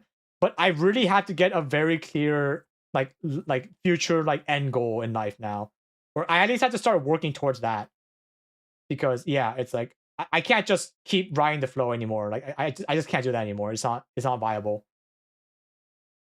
Right? Because it's like, it's like, am I really going to be doing League of Legends videos for the rest of my life? Like, no, right? It's like nobody knows when League's going to die. Nobody knows when the YouTube algorithm is just going to cuck me forever. Like, nobody knows. So I would much rather like develop a lot of potential solutions now than when it matters. When like, I don't want to try to learn something when my mentor is actually destroyed, right? Like, that's not going to happen. That's going to be way too much energy. So it's like, if I want to do something else, I feel like I should do it soon, right? It's kind of why I'm trying to focus more on art right now. Like that's my immediate solution. Where I really want to get my art to a point where I get like commissioned by like very big like companies, right? Like maybe like Hololive or like like Champions like or like companies like that, right? Where I feel like that's like my next step. Where I'm still going to be working on videos. Don't get me wrong, but right now for my potential side solutions, I want to number one get better at art, and I wanted number two get my variety channel more popping. Because I feel like if I can get a very stable variety channel, like I don't really have to play just League of Legends anymore. I can do whatever the flavor of the week game is, and like that's pretty much infinite content potentially. Because now I don't have to find ways to make one game fun to watch, right? I also wanted to learn fashion. Like that's just like a small hobby I want to pick up.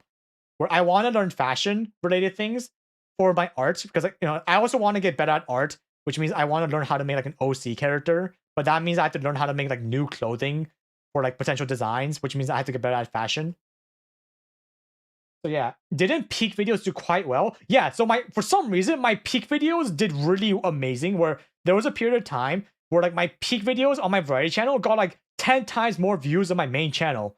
So I know I know there is a possibility right now where even if I don't have a lot of current subscribers on my variety channel, like the fact that I can just choose a random game and it could potentially just get me like a bunch of views for that month is so satisfying, right? It's so like it's so like, it makes me happy because I'm like, oh, like this is actually like a potentially viable future thing, right? Even if it's not consistently good, just having it as like a good side thingy is really, really like it's really good for my mental that I know that I have a potential side option, right? But right now I just put whatever on my variety channel. Like I still don't really care that much about it. I just put whatever, but I might start focusing more on like actual high quality content there. If you want to get better at fashion, Pinterest is great. Yeah, yeah. I actually got recommended that where I was talking to a lot of my like my friends, like IRL friends, and that like I know are really good at fashion. And they told me they also recommended Pinterest, and I thought that was a good start. So yeah, I'm gonna get more into like just like stuff like that. Like I'm gonna get more into art, animation, maybe, right? Like fashion. I also want to try to go for like the K-pop beauty standard, honestly, right? Because like I'm in Korea, right? Like might as well learn it because I also want to look really good myself now, right? And it's like I don't want to say I'm ugly, but like I can definitely improve just from like better skincare and like fixing my hairstyle, right? I know I have potential, at least more than now when I just get like the most basic haircut and do nothing. So I have to learn like skincare. I have to learn like like fashion in general for both men and women, right? Women for art, men for just like me, right? I think it's just fun, right? I think it's just fun to have some kind of direction or something to work for in life, right? Because just for context, right? Like in the last 2 years, right? So like pretty much starting this challenge, I lost 14 kilograms overall in 2 years, which is actually really good considering I also got like a lot of muscle from like bouldering and stuff, right? So it's like the fact that I lost 14 kilograms while also gaining muscle, I think is a really good start. But right now I want to lose maybe like 7 to 8 more kilograms more to get like kind of like that ideal K-pop BMI, right? But I also want to be as healthy as I can, right? I don't want to just like starve myself, but I want to try to do it as slow and like healthily as I possibly can. And I want to learn Korean, like 100%. I want to like I'm thinking of doing like Korean classes as well. Like I might just start. Maybe I need like a more standard environment because like working myself is like I'm kind of reaching the limits of working myself. So yeah, I got that. Are you using sunscreen now? Yeah, after our makeup talk, right after our side like 2 hour talk on makeup and skincare, I started using sunscreen every day. So just know that if I learn something, right, if I learn something or I get taught something, I will apply that immediately. So yeah, when I said that I'm gonna start using sunscreen last time, just know that I did start using sunscreen. Where can I see your art? It's on my Twitter, but for just art, it's on my Blue Sky. Like you can just look me up on Blue Sky. Like it's the same Polypuff name, but I put only art-related stuff there. You did not use sunscreen before? Not really. Like my chat actually roasted me for not using sunscreen. They're like, "What are you doing?" It's like you need to wear sunscreen.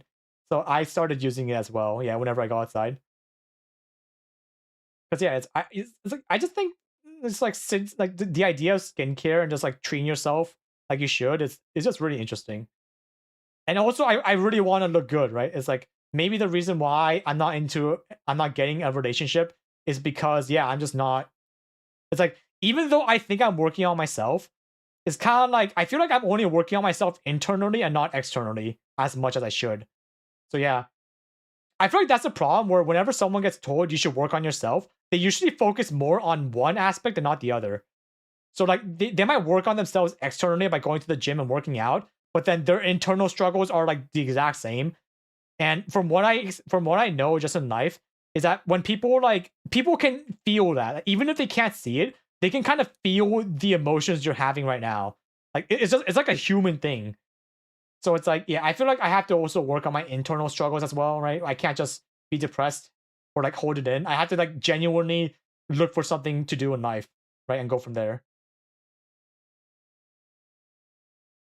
Making your own skincare. Yeah, but the thing is, it's like even like I know for a fact, okay, number one, right? I know for a fact that skincare, especially in Korea, is going to be expensive, especially the more I do. But that also wraps back to I need to earn more money. So yeah, I'm gonna go back into my regular upload schedule so that I can earn more money, so that I can start paying for skincare stuff, so that I can look better. So it's kind of like at the end of the day, I have to start earning more money, right? Where I have to start moving my skincare habit or like my new hobby and learning fashion and skincare into my needs, right? Where now it goes from like I never, dude. I'll be honest, my fashion sense is freaking miserable. Like I still wear the same clothes I wore like 10 years ago, right? It's like it's really bad, but I just didn't care because I'm like, oh yeah, if it fits, if it's comfortable, then whatever. But I'm kind of getting to that point in my life where I really, really should start taking more care of my fashion. But that means I had to buy clothing, which means I need the money to buy clothing, which means I have to work harder to make more money. You know what I mean? You really need to advertise yourself more. It's like I don't want to be a broken record though, right? I don't want to, because like most of the time my viewers from my main channel, they don't watch variety content in general. They're only here because of League of Legends. So I don't want to like shove it down the throat, like, oh guys, subscribe to my variety channel, please. Like I don't want to do that over and over again. So I do it every now and then, but yeah, I don't want to make it annoying. And I'll be honest, my Valorant channel is just there. Like it's just there because I get a lot of Valorant clips, and I just need to get rid of them. So I just like my Valorant channel is just like kind of like I just upload literally whatever I have. I don't care if it does good or not. It's literally just like a space so I can open up my hard drive. Get a gay friend and make use of him for fashion advice. Well, I don't need a gay friend. I just need someone. No, it's like, do they have to be gay? Like, I can just ask a friend. No, like, dude, I'll be honest. Like, right now, I'm actually more interested in like women fashion than men fashion because of my art. Like, because of my art hobby. Like, I want to like I draw only women in art. So it's like obviously I care more about drawing those types of clothing than like drawing men clothing because I honestly think that men clothing is kind of boring. So it's like I feel like I can just it's like shouldn't I just ask my woman friends for advice? Because I'm sure they also like it's like they also know what looks good on a guy, no? Because like they like guys for the most part. Like isn't that better? That works too. Yeah, it's like don't get me wrong. Like, I do have like friends of like every single like like gender or whatever. But it's like I don't have anyone close enough to ask about that. I only have like woman friends that are close enough where I can ask that stuff to, or like at least like I meet them enough where fashion just naturally comes up, or like they're like looking for clothing. I just like follow along. You know what I mean? It's just one of those things. What type of sunscreen are you using? I have it right here. I have SPF 50 plus PA plus sun cream. I'll be honest, I don't even know where I bought this from, but I should. Yeah, I'm gonna look into more like specific brands soon. I think this is like the most generic brand I found. It's like D Alba, D like De Alba Piedmont. It's SPF 50 plus. What is that? I don't even know what that means. I literally don't know what that means. If you're comfortable with it, yes. Well, it's like I don't. Okay, I'll be honest, guys. I have no shame. If I truly believe I would learn something, I don't give a shit what other people care or what they think about me. Right? Because I feel like a lot of people they're like, oh, but isn't like fashion kind of like a girl thing, right? Like I don't really feel comfortable asking. Yeah, I don't give a shit, right? It's like I'm genuinely interested in learning fashion, both for my personal goals and for my professional goals. That like I will ask, like, dude, I literally asked every single one of my woman friends advice on fashion, like literally every single one, even ones I don't even know that well, because like I found out that if you just ask genuinely, they'll answer. Like they don't judge you at all. They'll just answer. If they judge you, they're not a good friend, right? That's the entire point. If I ask somebody a question that I'm genuinely curious about and like it's not too personal, if it's just like very broad, and they like make fun of me for it, that means I'm probably not going to meet them again because they're probably a piece of shit, right? It's like you know what I mean? Yeah. So yeah, it's like I feel like this is just one of those things where like, it doesn't matter, right? It's like I'm just trying to learn more, and like I've never regretted learning something in my life. I've never had a time where I was like I learned something and I was like I wish I never learned it. I never had that. So like might as well learn more. Yeah. The Alba is one of the more premium brands. Really? So I should just I don't know where I got this from. I think I looked up sun cream on like Coupang, which is like just like the Korean version of Amazon, and this was the first one. I was like, okay. So, so I'll buy more of this then. Cool. When you're in a country with strong UV, usually 30 plus is a standard. In Korea, though, probably 50-30 is enough. Oh, freak! Is 50 plus bad? Is having a higher sunscreen bad, or like is it just fine? Like, it doesn't really not matter.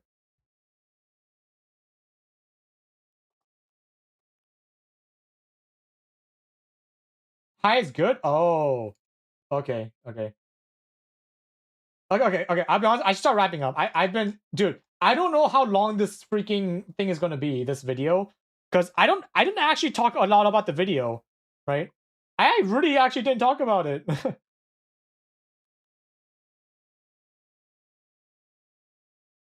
So yeah, I gotta do that. Um.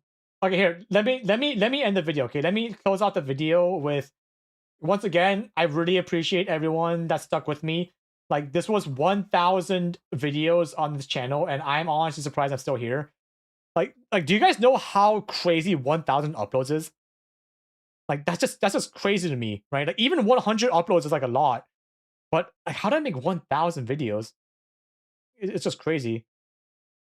But yeah, it's like thank you everyone for watching my content. I really appreciate all the support. Um, I don't know. I honestly don't know how long I'm going to be able to do this kind of thing for, like just league content creation. But just know that I'm going to be here for at least a while, right? Like at least like a few years, maybe, right? Like you never know, right? I honestly thought that I was going to end 2 years ago, but I'm still here, right? Like it's like no, like whatever happened, I'm still here. How many years was it? So I actually started making videos from 10 years ago, but it was like a very casual hobby thing where I upload a video once every like 3 months or like 5 months or whatever. But it started to be full time since 5 years ago. So yeah, it's been like 5 years. Yeah, to get a GF. Yeah, here guys. I promise I'll keep making YouTube videos for the rest of my life until I find something that's more sustainable for me like financially, or until I get a girlfriend. All right. How's that sound? The moment I get a girlfriend, I'm leaving. I'm gonna get a job that pays me twice as much so that I can pay for her for her potential life as well, right? Because my current I'll be honest, my current YouTube content creation life is good enough for me, right? Like I can live off of it because I'm alone. But if I ever get like a girlfriend, I want to do everything I can to make their life comfortable. And there's no world I can make their life comfortable if I barely have enough to take care of myself. All right. So just keep that in mind. All right. And keep that in mind. I don't like. Let's be honest. All right. Like I'm almost 30. It's not going to happen for a while. Like if it didn't happen until now, it's not going to happen for a while. Let's be real honest. All right. Let's be honest here. But yeah, we are losing him. Okay, guys. Let's be real. Okay, let's be completely honest. All right. Like if I get a girlfriend, I'm actually the odds are I'm going to make more videos. Like this, let's be completely honest here. Like even though I'm joking that I'm going to leave, but if I really needed more money, I would definitely spend more time making more videos. So yeah, actually, yeah. It's like if you guys ever see me uploading more, that means I got a girlfriend. All right. So it's actually the other way around. If I get into a relationship, that means I want to earn more money for her sake, which is why I'll probably start making more content. So maybe it's actually a good thing. Milk her for content? Fuck no! What the fuck, dude? Guys, I take relationships seriously. Why the fuck would I want to monetize my girl? Like, what the fuck? No, don't even joke about that. All right.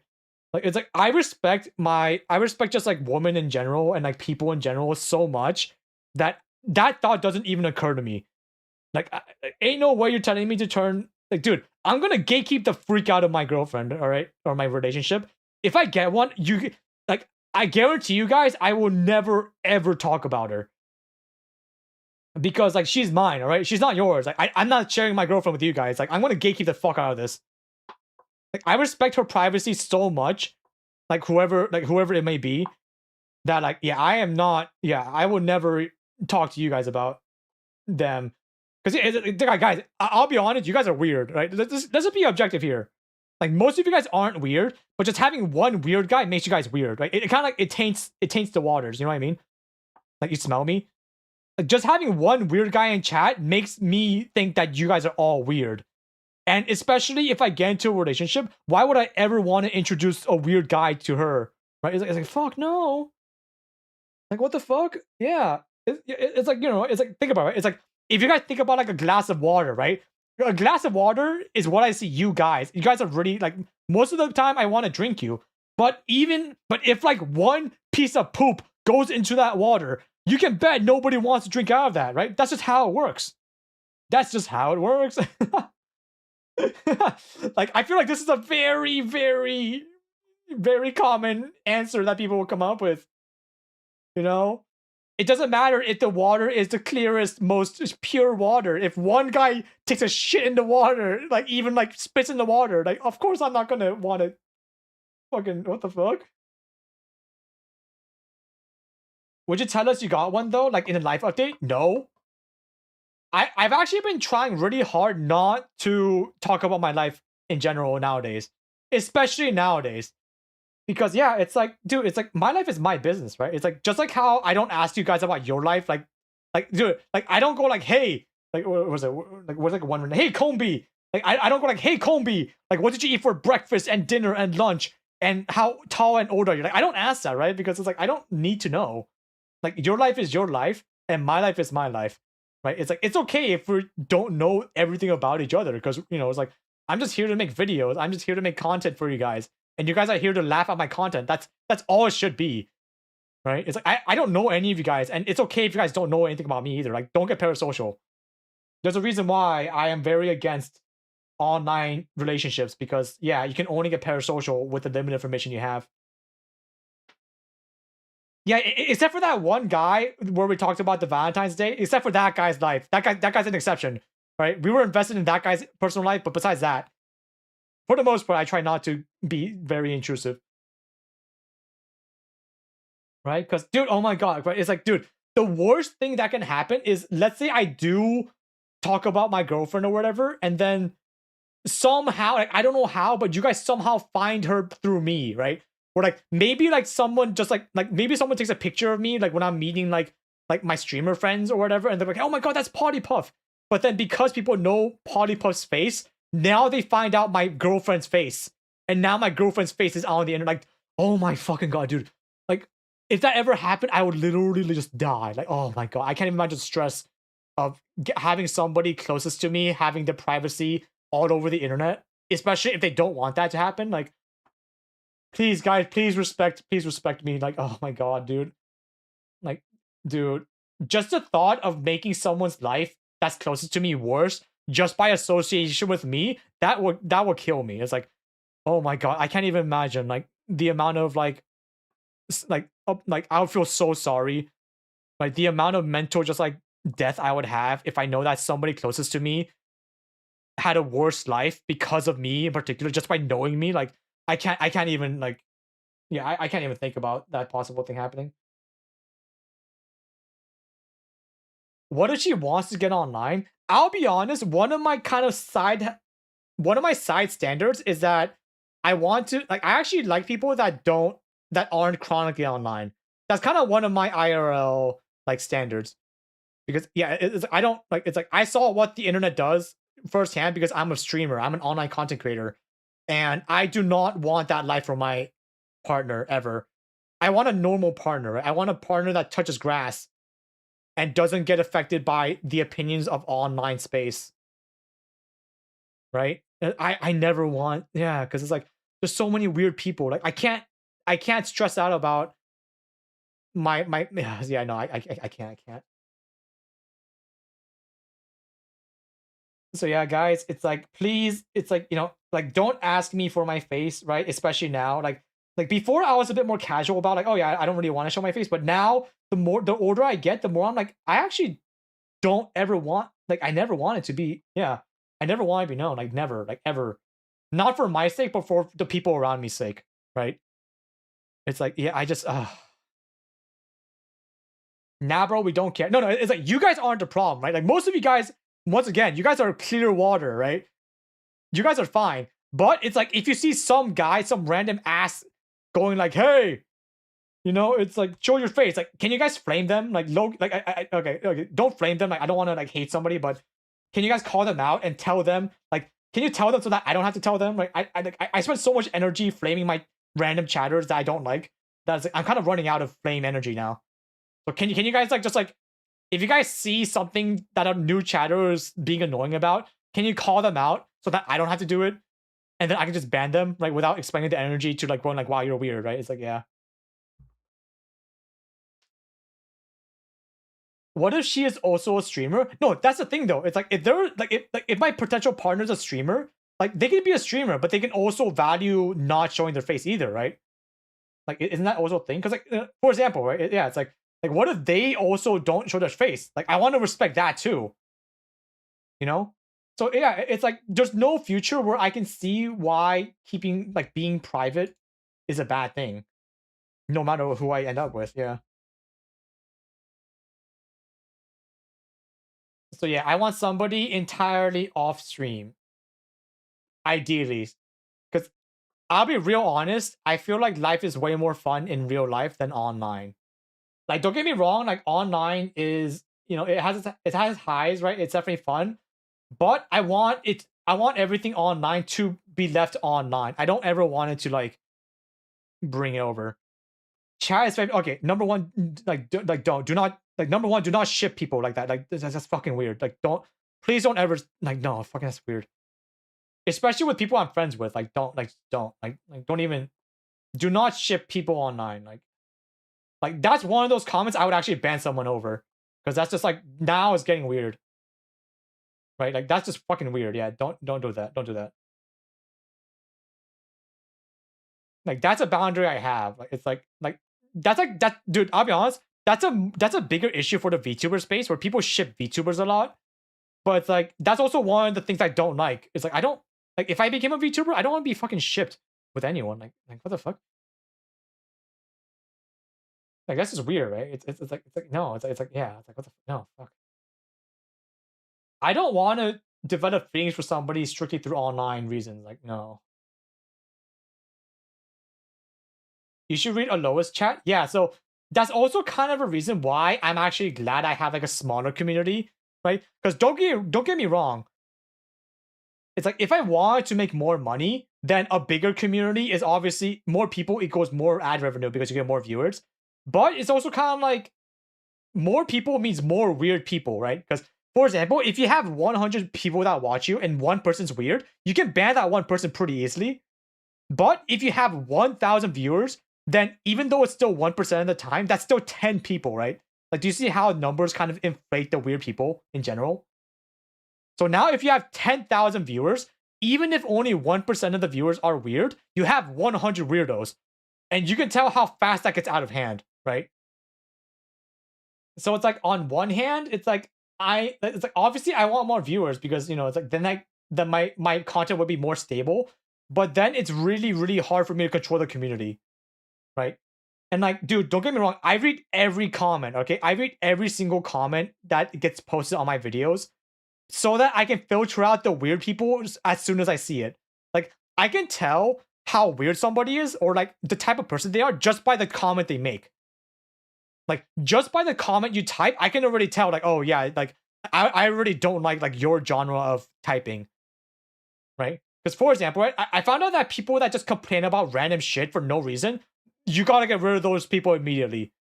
Because there are people that just like complain about random like BS things that aren't even related to me, like they're just projecting, and like I ban those guys immediately. I don't even think about it twice. Like, yeah. So it's like it's kind of like it's why I really like having a smaller community because I can weed out the like bad seeds early on. But it's also like yeah, obviously I do have to be I guess like numbers driven sometimes so that I can actually earn enough so that that happens, right? Yeah. So yeah, it's like if I ever grow big, right? If I ever get to a like, it's not gonna happen, right? Obviously for a while, but if I do randomly go viral and I get like a shit ton more viewers, like I'm gonna trust you guys, okay? Like I want you to like I really trust you guys to keep the overall vibes good enough where it's easy for me to see the weird people. Because, for example, the worst that can happen is if I go viral, for example, and then everyone's weird.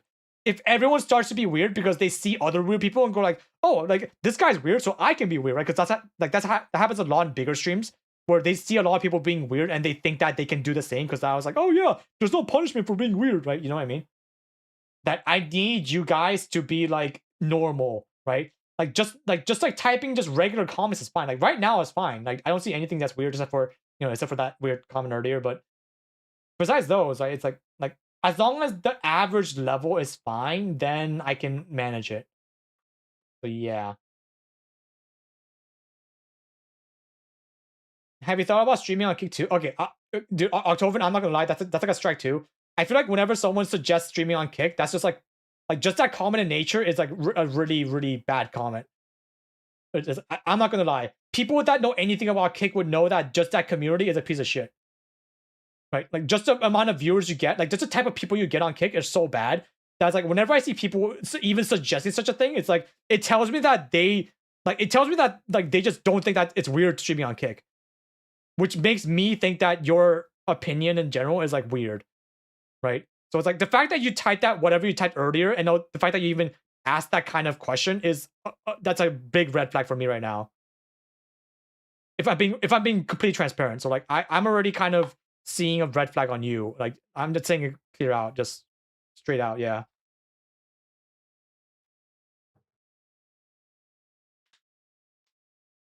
But yeah, somebody asked on YouTube, is it better for revenue for us to watch on YouTube? I'm not sure. So revenue wise, I only get money from streaming on YouTube. So like if you care, then watch on YouTube. But like right now, right, YouTube has like a 20-second delay. And I don't actually make that much from just people watching on YouTube, like for my streams, which is why I don't stream that often. But yeah, it's like just choose whichever one's better about you, right? Just choose whatever fits you better. 100%. Like I don't like the amount of money I get from you switching between YouTube and Twitch is so astronomically low that doesn't matter at all.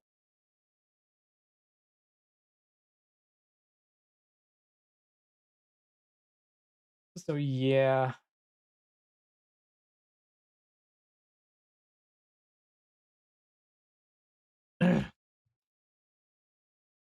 Despite the bad actors, do you prefer typers or lurkers, aka engagers or watchers? I prefer it if you guys enjoy the content. Isn't that what it comes down to? Like, I don't care if you're watching or typing or doing anything. As long as you're genuinely enjoying the content, that's all I can ask for. Right? It's like me, right? It's like me in a relationship. Like, the entire point of me in a relationship is that I want the other person to be happy. But that also extends to you guys, where like I want you viewers to be entertained or at least engaged enough to want to come back for more. Like that's all I can ask for. But like, if you don't like my content, then like yeah, you can just watch somebody else. Like I'm not going to take it personally. Like that's just content in general. So like that's fine. But like if you're here for the vibes, if you're here for just me, then I obviously will respect you back, right? It's like yeah, this is how it goes. I thought YouTube stream does pay. So YouTube stream actually pays a lot only if you have like 1 million viewers on average per stream, right? And like if you check my live tab, then yeah, it's like yeah. If you check my live tab, then like you'll see that I only get like maybe like a few thousand video views per stream, which is like not nearly enough to be like big. So yeah, like don't worry. I think you are a little superstitious, and I don't want to be banned. Now I get extreme paranoia on what normal boils down to. Well, I'll be honest. If you have to question what normal is, then that's already a problem. If I'm being real honest, right? It's like normal people don't really have to know if they're normal. Like they just know, right? But it's kind of like I just kind of get. I'll be honest. Like even if you're objectively normal, just the vibes of the comment you make might just not match with me, right? That doesn't mean that you're not normal. Like don't get me wrong. If I like ban you or like time you out, it's really not personal. It's really not. Like I don't want you to ever be like, oh, the streamer's like piece of shit or whatever. Like oh, like there's something wrong with me because I got banned.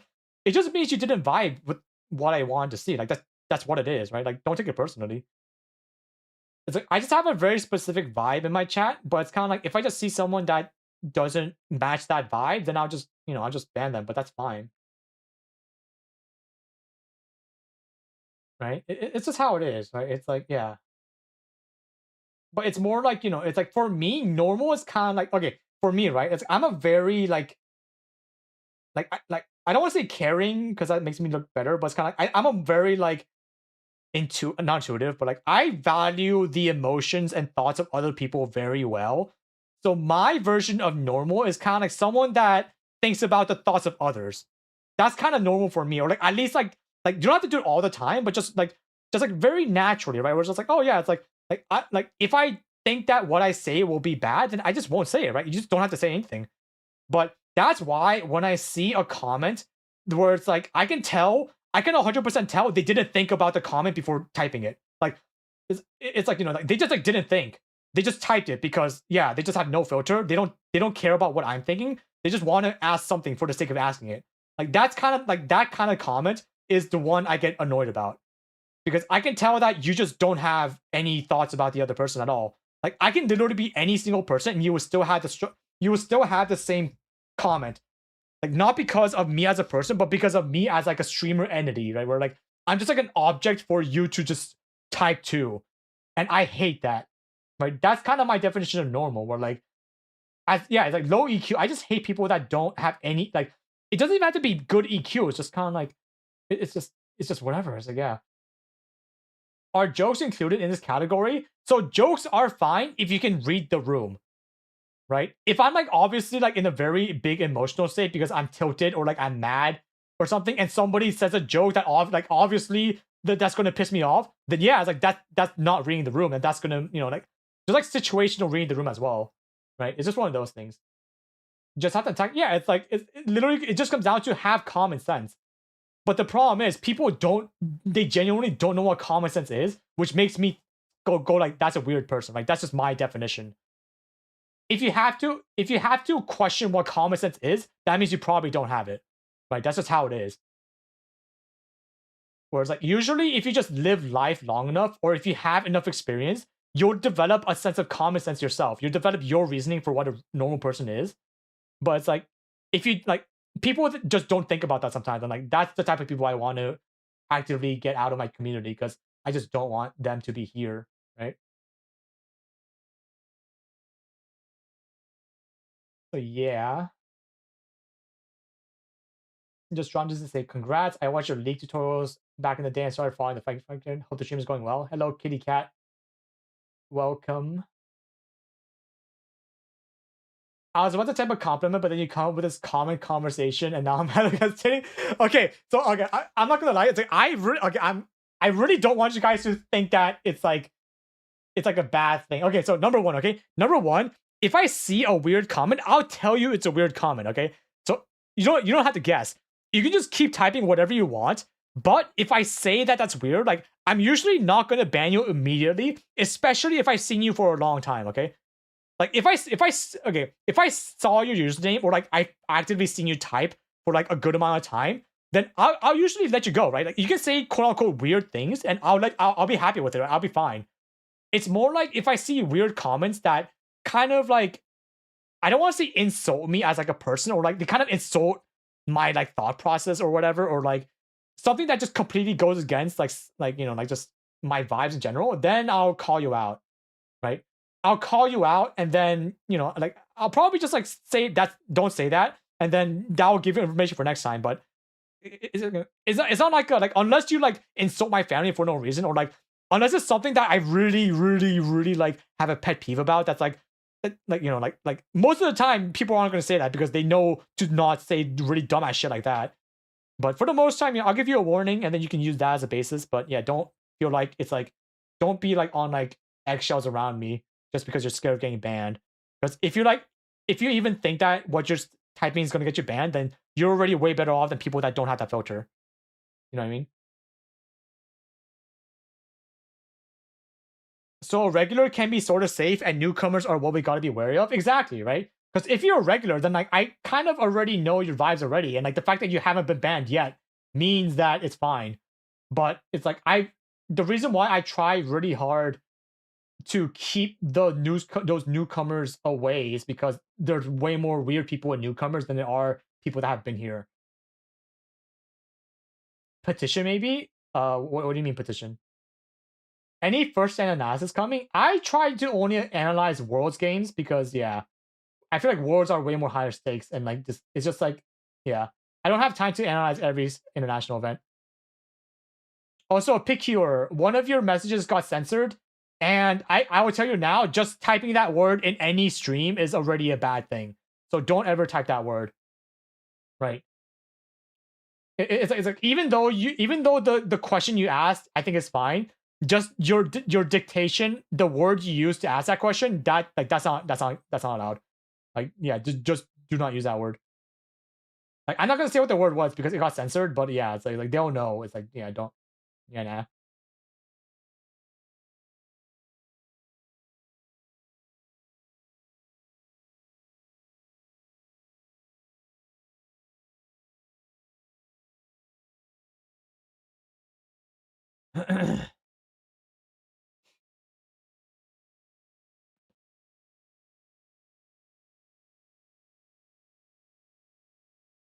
Dude, I'm not gonna lie. Somebody typed in my Twitch chat, Bernadette Banner's channel, and I honest to God read Barnet. And I was like, wait, Barnet has a clothing structure historical fashion channel? I'm like, no, don't worry. I also read Barnet, bro. I was like, wait, what the fuck? He has a clothing channel?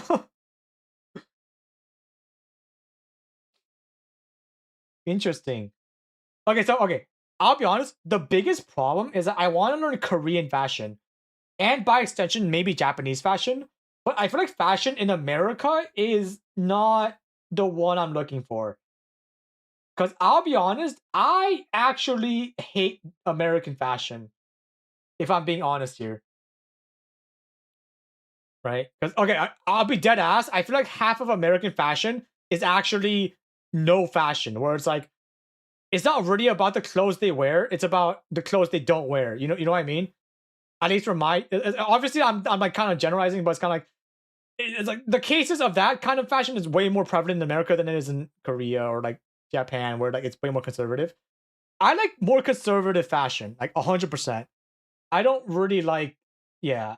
I would much rather someone be very, very well thought out dressed and not just like very loosely dressed, showing everything. Like I just, I hate that. I hate that.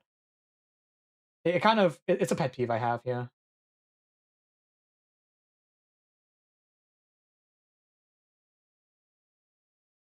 But yeah, don't get me wrong.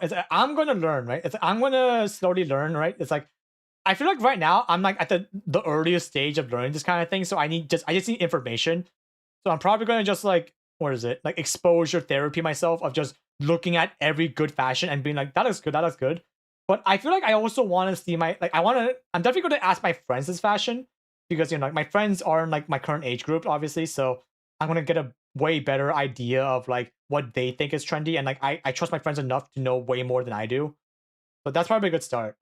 But yeah, I feel like Pinterest is like a good start point, but I feel like I have way more specialized view on what I want to like design or like I want to learn about. So yeah. Any thoughts on like deliberately ripped clothes? I don't really like ripped clothes, right? Yeah, no, I like don't get me wrong, it's like I they're like ripped jeans and stuff, but it's like as long as it's not too revealing, I think it's okay, right? Like it's like there are times when I think it's fine, but it's kind of like I really like elegant slash comfy clothing. Like I want someone to be comfortable. I think that's the design I really like. Where I want somebody to be very, very like comfortable in their clothing, but you can be comfortable while also being very like fashionable, right? Like I like that a lot. I really want the other like the person wearing the clothing to be like feel like they're in their skin. I don't want them to feel like they have to like show off anything. I don't want them to feel like they have to like impress anyone. Like I just want them to be genuinely just okay with what they're wearing and like just like be comfortable with it. Yeah.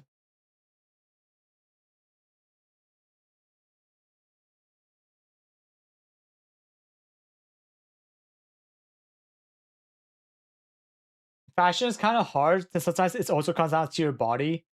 Um, I heard that Pinterest has a lot of AI stuff now. Yeah. Okay, yo, quick question. It's guys, it's Instagram a good place to watch to get fashion? Because I don't have Instagram.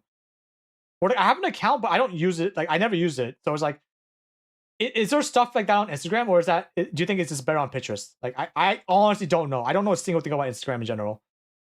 Because I just don't. I didn't see the need to look at that kind of stuff.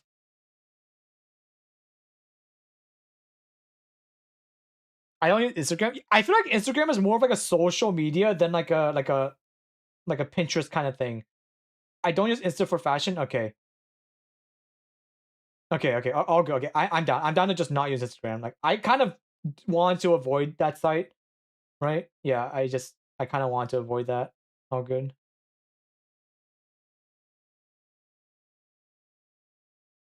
Maybe just start looking for Pinterest. Okay. All noted. Okay. So another question while we're on this topic before we wrap up the stream. What do you do on Pinterest? Like, how do you like look things up? Let me go to Pinterest right now. Like, do you just search up like fashion or like is that literally it? Just Korean fashion is what I would type, and then would it show me something different every day?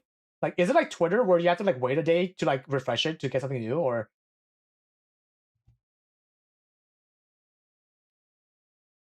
do I just should I type like specific brands, right? Like, brands that I know that people enjoy or whatever.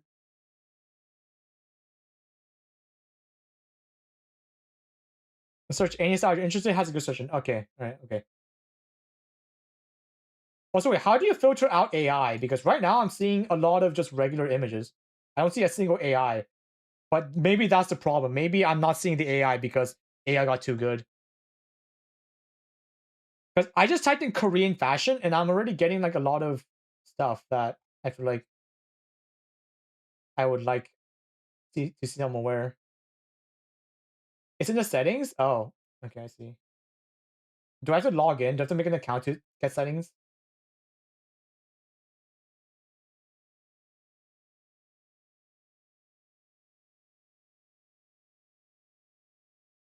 Isn't privacy stuff? Okay, so I have to make an account. Can you be specific? I'll be honest, just typing Korean fashion actually gave me like a pretty good list, if I'm being honest here. Not bad.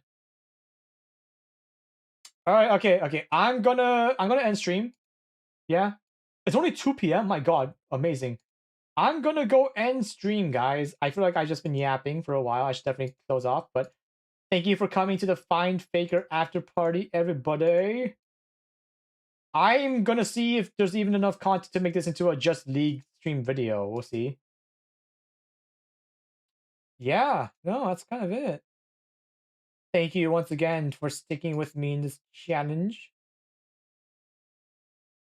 Thank you, everyone. That was our 1000th stream. I'm gonna go find lunch or something. Cool.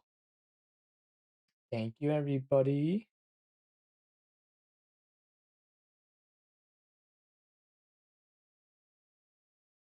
Oh, I can rate somebody. I forgot. All right.